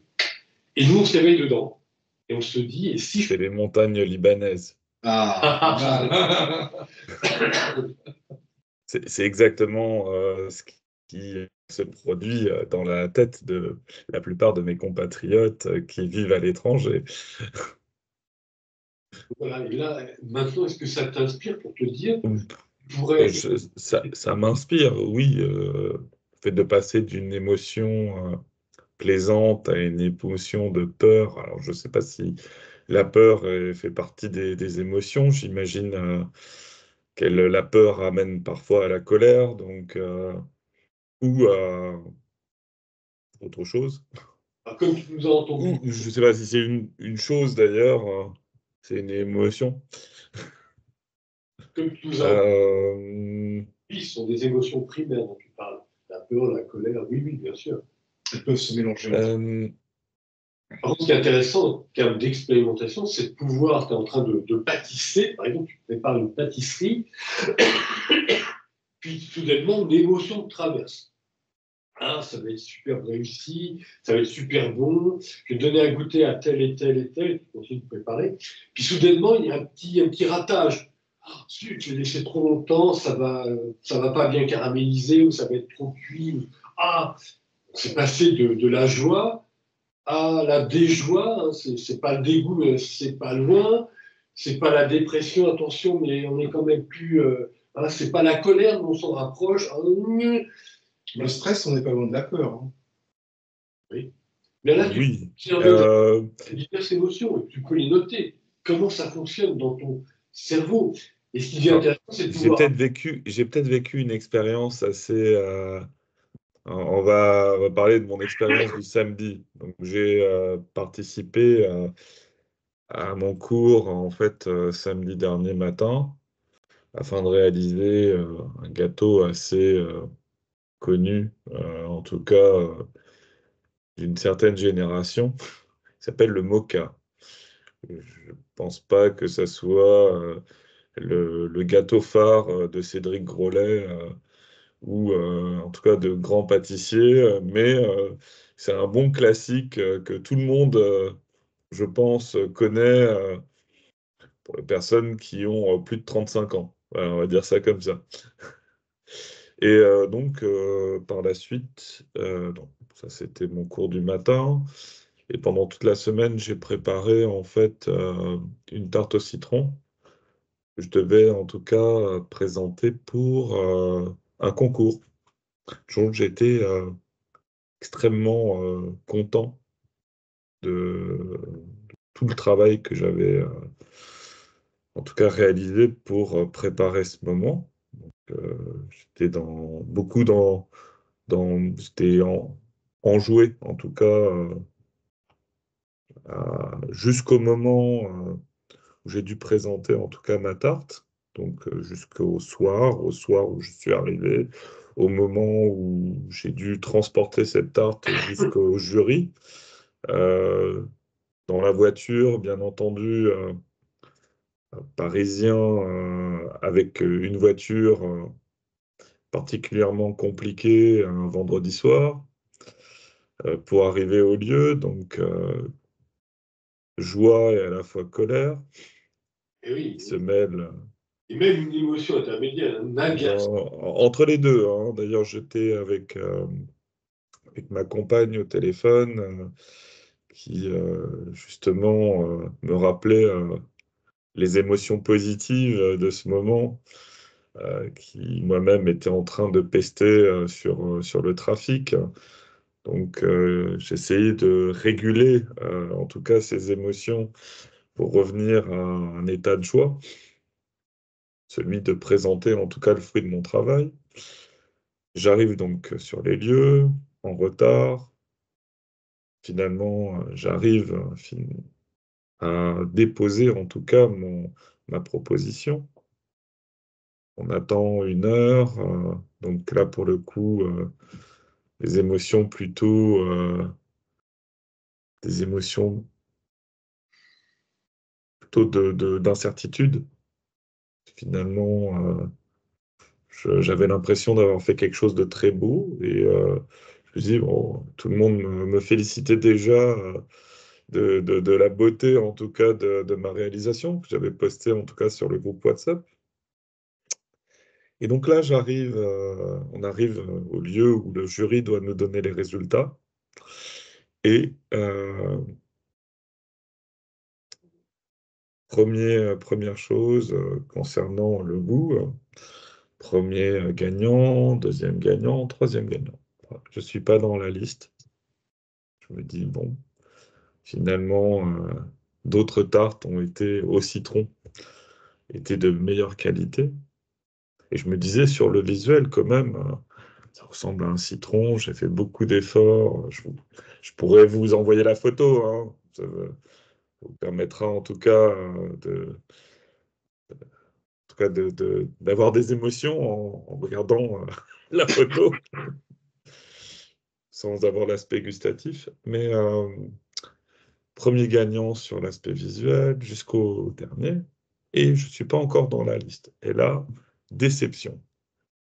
Déception et à la fois quelque chose en moi qui s'est dit, ah, mais non, mais peut-être déception, mais beaucoup de travail, beaucoup de bonnes émotions, beaucoup de satisfaction, en tout cas, à réaliser cette tarte.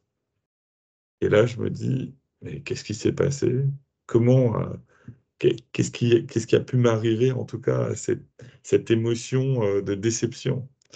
Donc, c'était plus dans l'analyse à ce moment-là, mais pas vraiment. J'ai essayé de comprendre ce qui se passait en moi à ce moment-là, de la colère, de la déception, de l'incompréhension, et à la fois être obligé en même temps de rester neutre face à ça, parce que je savais très bien que ma proposition était complètement différente des autres. Et là, j'ai commencé à regarder, en tout cas, notre directeur d'école, hein, dans le blanc des yeux. Et je pense que mon interrogation a été tellement forte à ce moment-là, et une communication entre nos deux. Et là, je l'ai devant tout le monde, hein, devant une quarantaine de personnes, dire, il y a quand même quelqu'un qui a fait énormément de travail sur sa tarte, mais malheureusement, elle était hors sujet parce que nous avions demandé une tarte au citron classique et moi j'avais fait une tarte au citron plus plus. Euh, Alors, ça, c'est intéressant parce que, alors, évidemment, c'est pas tous les jours qu'un ingénieur essaie d'apprendre comment travailler à la pâtisserie. Évidemment, on comprend d'où il a envie de dépasser ce qui est banal et d'inventer la nouveauté en s'adaptant au goût de demain et déjà au goût d'aujourd'hui. Mais cela dit, on revient sur nos émotions. Comment on a telle émotion puis telle autre, et comment on peut en prendre conscience. Et comment, maintenant tout de suite, par exemple, quand tu l'as narré, il y a eu, par exemple, on aperçoit, je pense que tu l'auto-observes, les émotions qui ont traversé jusqu'à la déception, puis après, cette reconnaissance, même si on te dit que tu es hors sujet, mais tu effectues un énorme travail, donc satisfaction. C'est intéressant d'observer ce mouvement entre une descente émotionnelle, passant par, comme tu l'as dit, la tristesse, la colère, d'abord la surprise, comment ça, je ne suis pas dans les trois premiers. et une colère cachée d'Anfield, c'est-à-dire que vis-à-vis de mes autres collègues qui ont quand même réalisé des efforts importants aussi pour faire leurs propositions, de ne pas avoir une posture un tout petit euh, peu de mauvais joueurs. Voilà. Alors là, justement, bah, ce que tu dis, alors, ça va nous amener tout de suite à parler de nos fonctions 20, c'est-à-dire d'être dans le rôle, et que ça nous permet de passer justement du stade 2 de veille, observateur, au stade 3 de veille, expérimentateur, expérimentatrice bien sûr, c'est-à-dire que tu peux là te dire comment est-ce que dans une situation donnée où j'auto-observe que j'ai une émotion de colère, tristesse, enfin, tout ce qui est de plus contre-productif, on va dire négatif, perturbateur, des émotions perturbatrices, c'est bien, je dis non, je ne peux pas montrer cette image-là. Là, on revient aussi au rôle théâtral, justement. Donc, je montre une image émotionnelle, complaisante, aimante, tolérante, comprenante, et même participante. Bravo à ceux qui ont gagné. Donc oui, il y a tout ce mécanisme-là, donc en sortie cette fois de toi. Donc on est sur des motivations, entre guillemets, émotions en sortie, et qui vont donc pouvoir laisser à tes interlocuteurs, la quarantaine de présents, de participants, se dire ah bah il est bon perdant finalement, et il n'a pas, il est joyeux finalement d'être là, d'avoir essayé une originalité, voilà. Et si je peux ajouter ça, c'est la question, c'est plutôt par rapport à soi-même, est-ce qu'on est capable de ne pas justement de reconnaître ses propres émotions et de ne pas se leurrer soi-même avec ce personnage social qui finalement est en, comment dire, pourrait être en pression par rapport à notre véritable être. Parce que c'est toute la question, c'est est-ce qu'on le repousse? Est-ce qu'on repousse cette authenticité vis-à-vis de nous-mêmes, ou est-ce que voilà, est-ce qu'on est capable de regarder son propre esprit sans le juger, sa propre émotion, sa propre émotion, sans la et c'est pas forcément quelque chose de facile que de reconnaître que bah oui, je suis mauvais joueur, ou je suis en colère. Je suis jaloux, voilà. Tout à l'heure, dans le petit texte qu'il y a d'Anfield en tout premier, il y a des émotions sociales. Donc c'est ça, c'est ce que tu viens de dire. Et mais c'est très bien ce que tu viens de dire, parce que il y a cette. Est-ce qu'on est capable de prendre une distance avec l'émotion sociale et de rester avec notre propre émotion? Donc il y a ça se joue entre ce que tu montres et ce qu'il y a vraiment en toi. Donc, il y a cette distance aussi. C'est aussi le travail de la neuroconnectique, c'est prendre de la distance avec le personnage, avec celui qui est en train de montrer. Parce que le personnage, c'est un construit. Il est construit. Alors que Bien sûr. l'autre, il n'est pas construit, il est là. C'est pas... Je peux rebondir peut-être sur la discussion. En effet, pour le coup, j'étais en train de jouer un rôle. C'est ça. Mais au fond de moi, malgré tout, j'étais en train d'essayer de comprendre, ou peut-être même pas comprendre, juste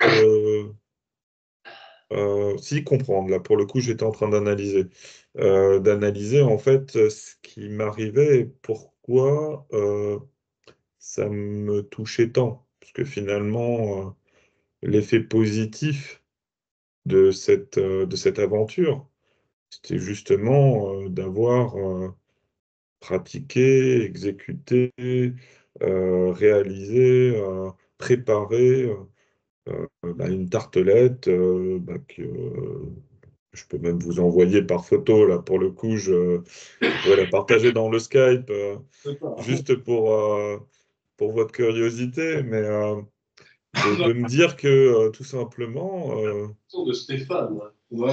finalement, est-ce que la récompense, elle n'était pas tout simplement dans l'aventure de ce concours et non pas juste dans le résultat. Le résultat est un résultat comme celui où justement on joue à un jeu et puis ce jeu, il y a un gagnant. Constantin. Et il y a plus ou moins, en tout cas, deux. Oui, oui, oui, oui, oui. Je vois lever les doigts. Oui, voilà. Non, parce que, alors, si on essaie de passer du mode, alors on va dire, épisodique, l'épisode de la vie qui s'est vécu, au mode procédural, quelle est la procédure, quel est le processus, quels sont les mécanismes derrière. Donc là, tu as une expérience dans un cadre donné, avec des gens donnés, pour une préparation donnée. Bon. Mais si tu étais dans une autre expérience dans la vie, finalement, il y a un mécanisme derrière.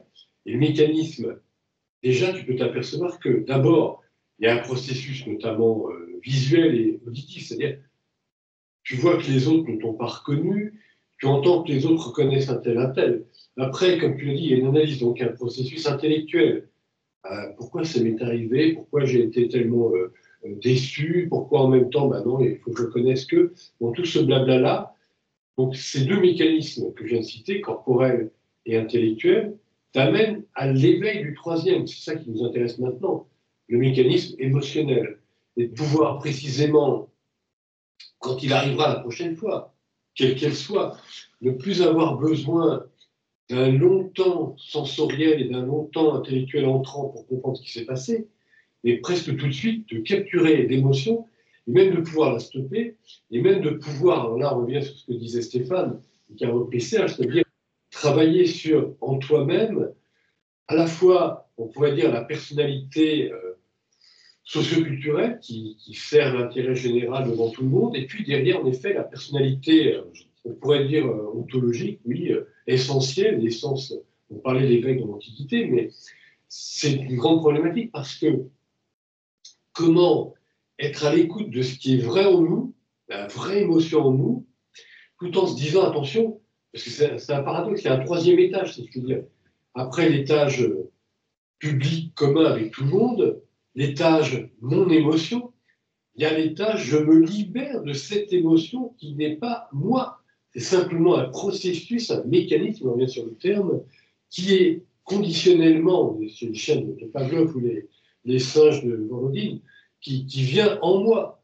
C'est-à-dire que ce processus qui vient de l'extérieur, qui me vient de l'oncle un tel, du professeur tel, ou on ne sait pas de qui, ce processus en moi est que je dois réussir ça, mais pour montrer que je suis meilleur que les autres, je vais oser c'est un conditionnement, absolument. C'est pour ça que je vais parler de mécanisme conditionnel. On va m'amener à essayer d'oser être plus mieux que ce qu'on m'a demandé. Après, on me dit que je suis hors sujet. Ben oui, quelqu'un, moi je savais déjà, mais Moi, je pensais que ça allait me flatter, qu'on allait m'applaudir. Oui, mais on est devant des gens dans le niveau moyen, hein, c'est pas les Einstein, donc ils vont pas te dire youpi, t'as inventé comme Marie Curie le radium ou ce. Non, c'est pas ça. On va te dire, bah non, t'es hors sujet.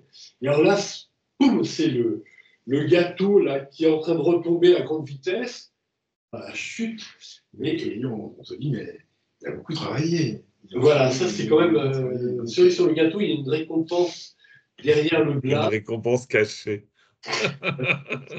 Et c'est ça qu'il faut considérer, c'est comment toi, dedans l'appareillage, dedans la machinerie, la biopsychomachinerie émotionnelle, tu peux capturer ces émotions qui viennent à toi, mais en te disant ce ne sont que des émotions qui viennent à moi, c'est pas moi, c'est différent, c'est séparé de moi. Et plus on est dans cette façon de fonctionner, plus on arrive petit à petit en sortie, motivationnelle cette fois, à créer chez d'autres des émotions qui vont être capables de les émerveiller, de les transcender, de les amener à être au meilleur de soi-même. Il y a le conditionnement social, c'est vraiment, ça c'est vraiment important. Et en même temps, le conditionnement social, on ne peut pas se dire c'est blanc ou noir, donc c'est négatif ou c'est positif. Le conditionnement social, il est là.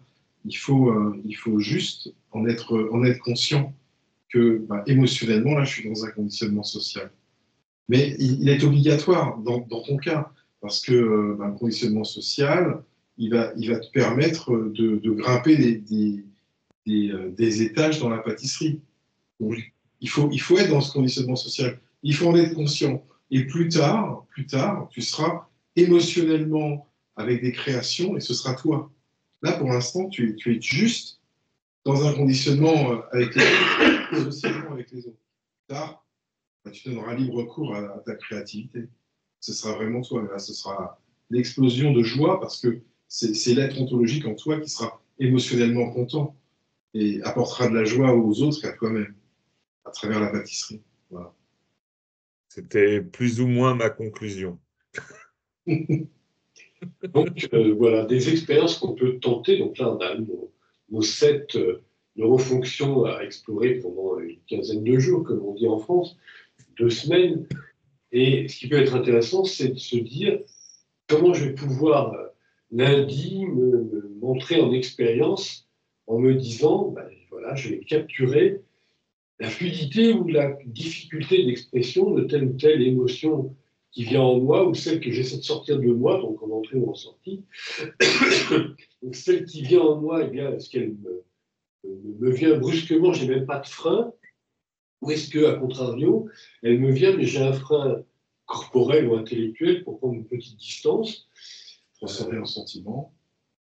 Alors, surtout si on vient sur des grands sentiments, là, on a justement à la neurofonction 16, c'est-à-dire, voilà, on est pris dans un contexte avec, par exemple, tout le monde a levé, je ne sais pas, les drapeaux, les oriflammes, les chansons, les chants, là, et je suis là-dedans et je suis pris par l'émotion globale du moment. Ça, j'en prends conscience et je me dis, bon, je suis là, mais je suis plus prisonnier ou prisonnière de cette émotion-là. J'ai ma liberté intérieure qui s'est réveillée.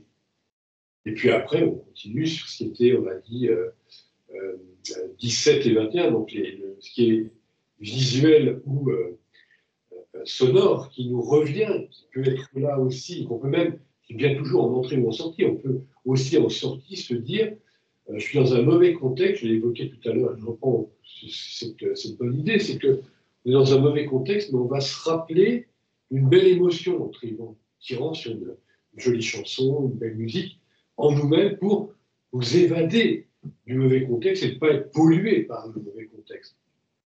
Et puis ensuite, évidemment, on a pris les deux émotivations, on va dire motrices, c'est-à-dire donc de mouvement ou de posture émotivationnelle, donc, et pouvoir se dire, oui, quand en nous, ça passe d'une émotion à l'autre, pouvoir être présent, donc ce jour-là, on va dire que c'est le jeudi, c'est ça, oui, pouvoir capturer cette émotion qui me traverse, suivi de cette autre qui me transperce, suivi de cette autre qui me bouleverse, et puis je reste là, je me développe, je développe.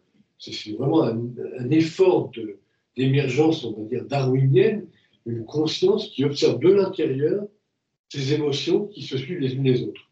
Et puis, s'il y a une émotion qui devient perturbatrice, redondante, surtout, qui devient figée,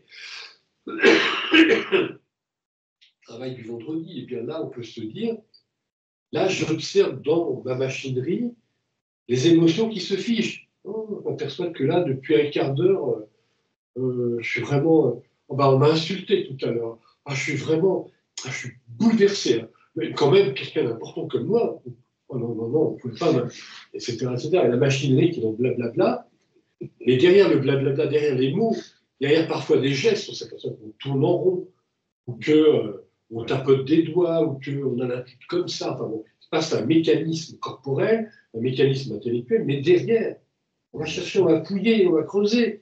Il y a le mécanisme émotionnel. Et c'est là qu'on doit stopper cette hypnose du monde dans lequel on existe. Et là, on se libère. Ouf, ça y est, on est dans la conscience de soi, tranquille, conscience réflexive, qui sait qu'on est là. Tu vois. Ça nous émeuvait, il y avait une émotion, mais c'est pas nous, cette émotion. C'est une émotion qui, par conditionnement, est venue s'installer en nous à ce moment-là, par le contexte. Et puis enfin, bien sûr, on a le samedi, puisqu'on a évoqué déjà le dimanche, mais le samedi, donc 21, le dimanche, le samedi, nous en fonction 20, et on va essayer pendant 2 semaines de suite, le samedi, d'être de plus en plus attentif à justement ce rôle émotionnel, ce rôle motivationnel, parce que quand là, par exemple, Danfield est en train de parler comme ça, là, je suis mort de rire. À l'intérieur, je pourrais être mort de rire, mais c'est ça, c'est cet être-là qui veut exprimer ce qui lui paraît important dans sa vie, mais qui en même temps sait que, ah oui, ça paraît important dans mon être. Mais peut-être que lorsque j'aurai mes 90 ou 100 printemps, je dirais, bon, comme Jacques Calment, mais 122 printemps, je dirais, bon, c'était marrant ce petit jeune-là, quelques décennies plus tôt. Ben oui, parce qu'il faut se reconnaître par rapport à ce qu'on est. Donc on aura forcément une émotion, et je vous parlais tout à l'heure des sentiments, des grands sentiments, eh bien, passons-y. Ces sentiments et ces grands sentiments qu'on peut avoir, pardon, je suis très malade, mais ça va passer, le sentiment même de soi, eh bien justement, il passe aussi par la transmission de l'œuvre d'une vie, ou de 2 ou 3 œuvres dans une vie, pour certains et certaines. Mais on se dit que lorsqu'on transmet ce qui nous paraît crucial pour aider l'humanité, on s'aperçoit, on auto-observe l'émotion immense qui est là. Et derrière, en primaire et secondaire, un grand sentiment qui est là, bien sûr. Mais si on est réveillé, on l'observe. C'est-à-dire que c'est à la fois nous et pas nous. Je référerai d'ailleurs à un roman mien que j'ai publié il y a fort longtemps, d'ailleurs, en Roumanie. Si je ne le retrouve pas dans trop longtemps, voilà. État Internet. Alors ce livre-là, c'est assez particulier parce que j'évoque comment vais-je dire ça? C'est dans le futur. Et il y a une période, ça c'est aussi en roumain pour qui lit le roumain bien sûr. C'est dans le futur, il y a donc un groupe de gens qui apparaissent.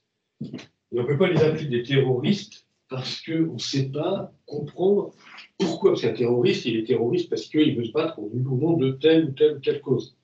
Mais là, il n'y a pas de cause. On ne sait pas, on ne comprend pas. On va les appeler les horroristes. Et ces gens-là, ils cassent tout, détruisent, ils envoient des bombes, ils envoient même en avance des objets type drone. Enfin bon, c'est terrible. Et puis, au bout d'un moment, les services secrets se disent qu'on va infiltrer avec quelqu'un qui arrive au sommet, parce qu'ils se rendent compte qu'il y a une hiérarchie. C'est très structuré, ça. La chaotique, en fait, c'est immensément structuré. Et donc, l'idée, c'est comment réussir à arriver jusqu'au sommet. Par exemple, ils ont trouvé une femme qui est extraordinairement intelligente, qui dirige un hôpital psychiatrique, donc qui comprend ce que c'est que les gens en fous, et qui se dit, je vais pouvoir rentrer, elle prend des risques, c'est terrible, mais elle y arrive. Elle rencontre, je vous abrège parce qu'il y a des moments où il y a un rêve récurrent qui revient, enfin, c'est romanesque, donc c'est aussi joli à lire. Et il y a un moment où elle rencontre le personnage, mais elle le rencontre jusqu'à être dans ses proches. Et là, elle ne peut plus l'assassiner. c'était sa mission. Parce qu'elle réalise justement, on est exactement dans cette problématique. Il y a une distance, c'est-à-dire elle réalise que c'est quelqu'un qui est conscient d'agir pour bouger le monde, pour que le monde s'améliore. Donc ça paraît tomber vers l'enfer pour générer une phase de paradis qui va suivre. Donc face à une telle intelligence, elle admire, elle aime. Et finalement, c'est la fin de l'histoire, la brèche, mais le personnage qui a monté un véritable empire, une sorte de Napoléon, il est repris par tout un tas d'armées de pays autour qui essaient de détruire ce groupe horroriste, beaucoup plus inquiétant que les terroristes qu'on peut, dans ce futur possible, détruire assez facilement. Là, les horroristes, on ne sait pas comment les détruire. Et là, eh bien, toutes ces armées, tous ces pays qui se sont coalisés, c'est pour ça que je me référais à Napoléon Ier, qui vont amener à la destruction de ce groupe-là, mais lui, il n'est pas inquiet. Il n'est pas en train de dire ah, toute l'œuvre de ma vie est détruite. Non, pas du tout. Il dit j'avais prévu un lieu où je pourrais aller s'il y avait un grand problème. Le grand problème arrive, nous y allons. Puis je vais être tranquille. Est-ce que dans le cerveau, à ce moment-là, on est devant quelqu'un qui a un immense sentiment pour l'humanité, un immense sentiment de soi, qui est traversé par des processus immensément émotionnels et plus qu'émotionnels. Mais en même temps, qui a gardé sa liberté intérieure. Il n'est pas l'objet des émotions, il est celui qui joue avec ses émotions. D'ailleurs, plusieurs scènes dans le livre, il est allongé, et puis il est comme ça, il parle aux gens qui l'écoutent. Enfin, on se dit, c'est buesque, il est très étonnant. Et il est comme ça, là, tranquille, allongé, mais il parle de façon tellement profonde, sérieuse, humaine. On se dit, waouh, on écoute. Voilà. Donc on peut, nous, qui sommes là en vie maintenant, derrière l'exemple de ce roman que je citais, on en vient, publié en 2006, mais on va le republier en France parce que c'était extraordinairement intéressant. Mais l'idée, elle est là. C'est qu'il faut bien le comprendre. Plutôt que d'être, comme beaucoup de gens disent, ce sont mes émotions, on les entend. Non, ce sont des émotions qui me traversent, que je peux prendre ou ne pas prendre. Voilà. Voilà, désémotionné tel film. Qu'avez-vous à dire?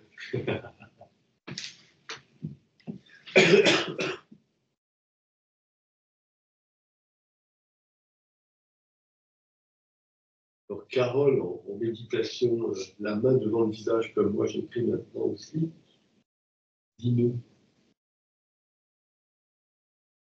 C'est un programme riche.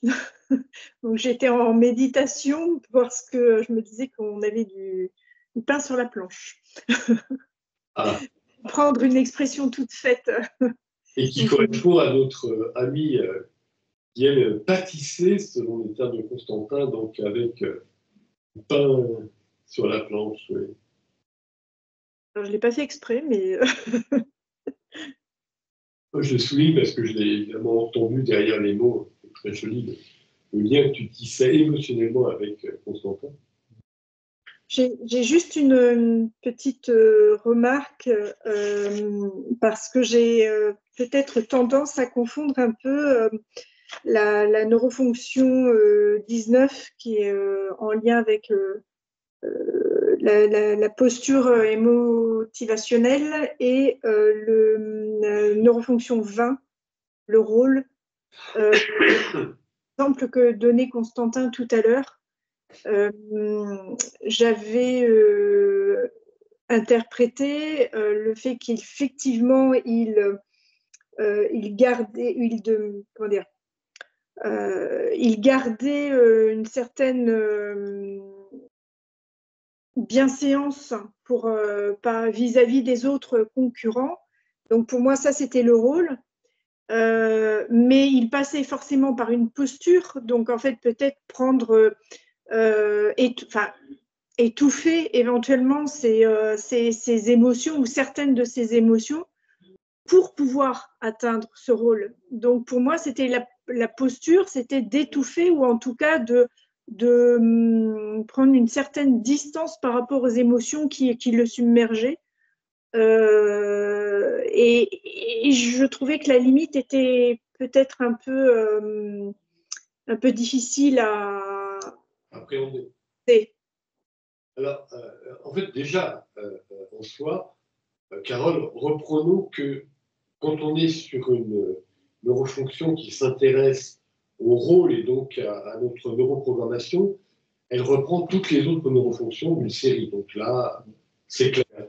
Par contre, en effet, comme tu le marques en termes d'accent pointé sur le propos de Constantin qui était en effet insistant, réinsistant, donc c'est une émotion, je dirais même plutôt en sortie, une motivation fixe, figée, bien évidemment. Parce que là, il devait, et là on comprend, je dirais, à la fois la dichotomie et à la fois le passage tout à fait étape par étape de l'une à l'autre, c'est-à-dire qu'on a un Constantin qui est blessé à plusieurs niveaux.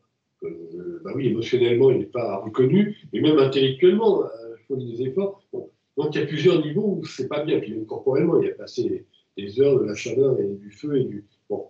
Mais tout ça, n'étant pas reconnu, forcément, il y a le personnage dans son ensemble qui est heurté. Et donc, ça déclenche l'envie de se protéger. Donc, c'est à ce moment-là l'émotion fixe, figée, qui apparaît, qui vient en soi, qui nous bloque. Et après, il y a le moment où Constantin va pouvoir se dire à un moment ou à un autre, parce que, bon, il est passé, comme il l'a dit, par un processus intellectuel, un processus d'analyse, qui se dit, je vais pouvoir me libérer. Oh là là. Pouvoir me libérer de tout ça. Intéressant parce que les citrons, alors, pour la petite histoire, la Citroën, la Citroën DS25, qui sera une DS21 améliorée, les ingénieurs de chez Citroën se sont dit, mais si jamais on avait continué de produire cette voiture, à quoi ressemblerait-elle en 2025 ? C'est intéressant comme réflexion. On est toujours dans ce que je viens de dire, des étapes, beaucoup d'émotions pour ressentir quelles sont les différences à travers la vision, justement, mais aussi la réflexion. Toutes les voitures qui changent un peu comme ci, comme ça, on ne parle même pas de l'intérieur du moteur, mais simplement déjà la carrosserie, l'extérieur, le confort même dans l'habitacle. Et là, tous ces ingénieurs qui se disent au bout d'un moment, bien voilà, maintenant c'est de la motivation. Comment on va pouvoir exprimer comment la DS21 deviendrait une DS25 en 2025 ? Ça sera au salon de l'automobile donc en 2025. Donc, c'est vraiment formidable d'avoir pensé comme ça. Et on est exactement, oui, tu me montrais des tartes au citron, et bien oui, comment en nous, on peut avoir des capacités à changer des structures de façon très ingénieuse. Je ne sais pas si c'est plus clair pour toi, Carole. Ou... Si. J'ai toujours tendance à oublier que dans le rôle, il y a toutes les autres, en fait, neurofonctions. Donc forcément, effectivement, il y a apparaît les éléments liés à la posture, à la vue. Et c'est vrai que quand Constantin disait qu'il fusillait peut-être un peu du regard à un moment donné le directeur de la formation, on sentait bien... tu l'as pas dit comme ça, Constantin, mais moi, c'est comme ça que je l'interprétais, c'est que en fait, son regard était fixé sur le directeur, il le fusillait du regard, et là, on sentait vraiment qu'il voulait faire passer une interrogation, une émotion aussi à travers ce regard.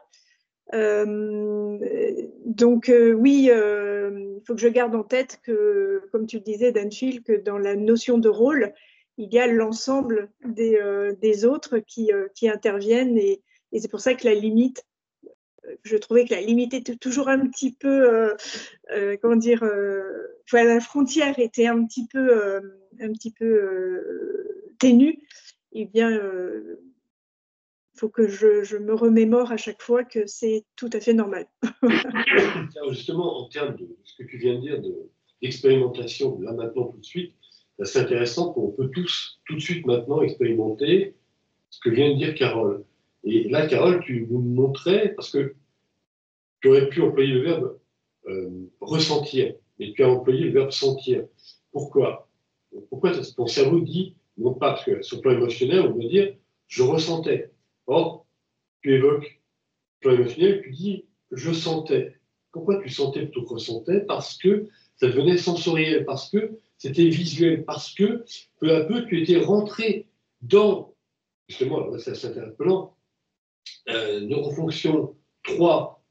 Ah non, tu n'as pas Constantin en train d'avoir les gros yeux devant toi, mais par contre, neurofonction 10, tu peux avoir conceptualisé un regard terrible devant toi parce que, entre deux, neurofonction 17, tu vas avoir été ému par ce Constantin profondément coléreux de n'avoir pas été reconnu, parce qu'on se dit dans ce cas-là, on pourrait m'attribuer un second prix d'honneur parallèle comme ça. Ça existe dans beaucoup de mouvements.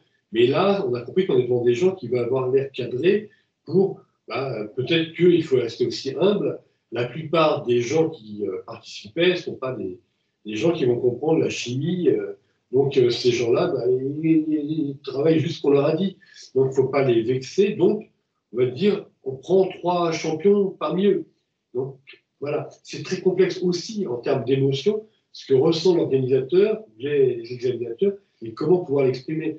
Et ce qui est interpellant dans notre expérience de nous maintenant, pendant les 10 minutes qui sont écoulées, les 5 minutes précédentes, avec une Carole qui parlait, donc toi Carole, en train de développer comment on a ce Constantin qui nous donne une émotion qu'on capture, comment elle est en nous, comment ça nous perturbe au point qu'on puisse même plus savoir si... On la rejoue. Elle la rejoue.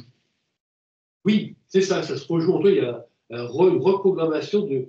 c'est un personnage qui a vécu un drame et toi tu es au courant de ce drame et tu revis la passion, la souffrance de cet autre-là. Tout à fait. Voilà, donc ça c'est assez intéressant. Et de pouvoir à ce moment-là se dire, et c'est très intéressant aussi, cet autre, alors là on revient sur les neurones miroirs, mais c'est aussi tout un travail. Universalité, l'autre. Alors, nos neurones, en effet, qui vont jouer sur un postulat d'universalité, c'est-à-dire on a les mêmes zones du cerveau qui s'activent de la même façon, nos neurones miroirs qui vont nous dire oh, l'autre a souffert, oui, mais moi à sa place j'aurais souffert pareil, ah oui, je l'écoute, déjà je souffre, oh là là. Bon. Mais tout ce processus-là, ce qui est intéressant, c'est de pouvoir, en effet, le sentir corporellement si ça nous arrive, bien sûr, 2, le conceptualiser intellectuellement, bien sûr, mais 3, quand émotionnellement, c'est bien sûr nous, pouvoir le stopper et nous en libérer. Pouvoir donc à la fois être ému, mais n'être pas attaché, hypnotisé, identifié à l'émotion. C'est ça la nuance, c'est-à-dire qu'on ne va pas être sans émotion. On va avoir des émotions, on est plus émotionnel, si je puis dire, que d'autres gens qui, justement, on en parlait à travers la proposition de Stéphane, la réflexion de Stéphane, d'autres gens qui vont jouer sur leur aspect strictement théâtral. Nous, on va garder en nous la vraie émotion qui jaillit en nous, même si on sait qu'elle est conditionnelle, elle vient d'un conditionnement. Mais cela dit, au lieu d'être prisonnier d'elle, de cette émotion, on sait qu'elle est là. Moi, si par exemple, je parlerai du Danfield en toute clarté, en toute sincérité, m'est arrivé d'observer des petits-enfants. Alors, je sais si le petit enfant pleure, bon, mais on a compris. Mais il y a aussi le petit enfant qui ne pleure pas parce qu'il a son caprice, parce qu'il aurait voulu je ne sais pas quel cadeau. Il y a le petit enfant qui vraiment a été blessé profondément dans son être. C'est-à-dire, il a fourni un gros effort. Par exemple, il a effectué un très beau dessin, il offre à quelqu'un, et quelqu'un lui jette en disant « Qu'est-ce que c'est que ça? Ça ne m'intéresse pas. » Il jette le dessin par terre, dans la boue. Le petit enfant qui pleure, il a mis du sien. Là, moi, dans le Danfield dans lequel j'habite, il y a cette émotion. Mais par contre, il y a aussi la capacité de conscience pour pouvoir stopper l'émotion, pour pas que ça me bouleverse complètement. Donc il faut pouvoir être à la fois ému, mais pas identifié. C'est la nuance. On peut être désidentifié tout en étant complètement avec l'autre, avec tendresse.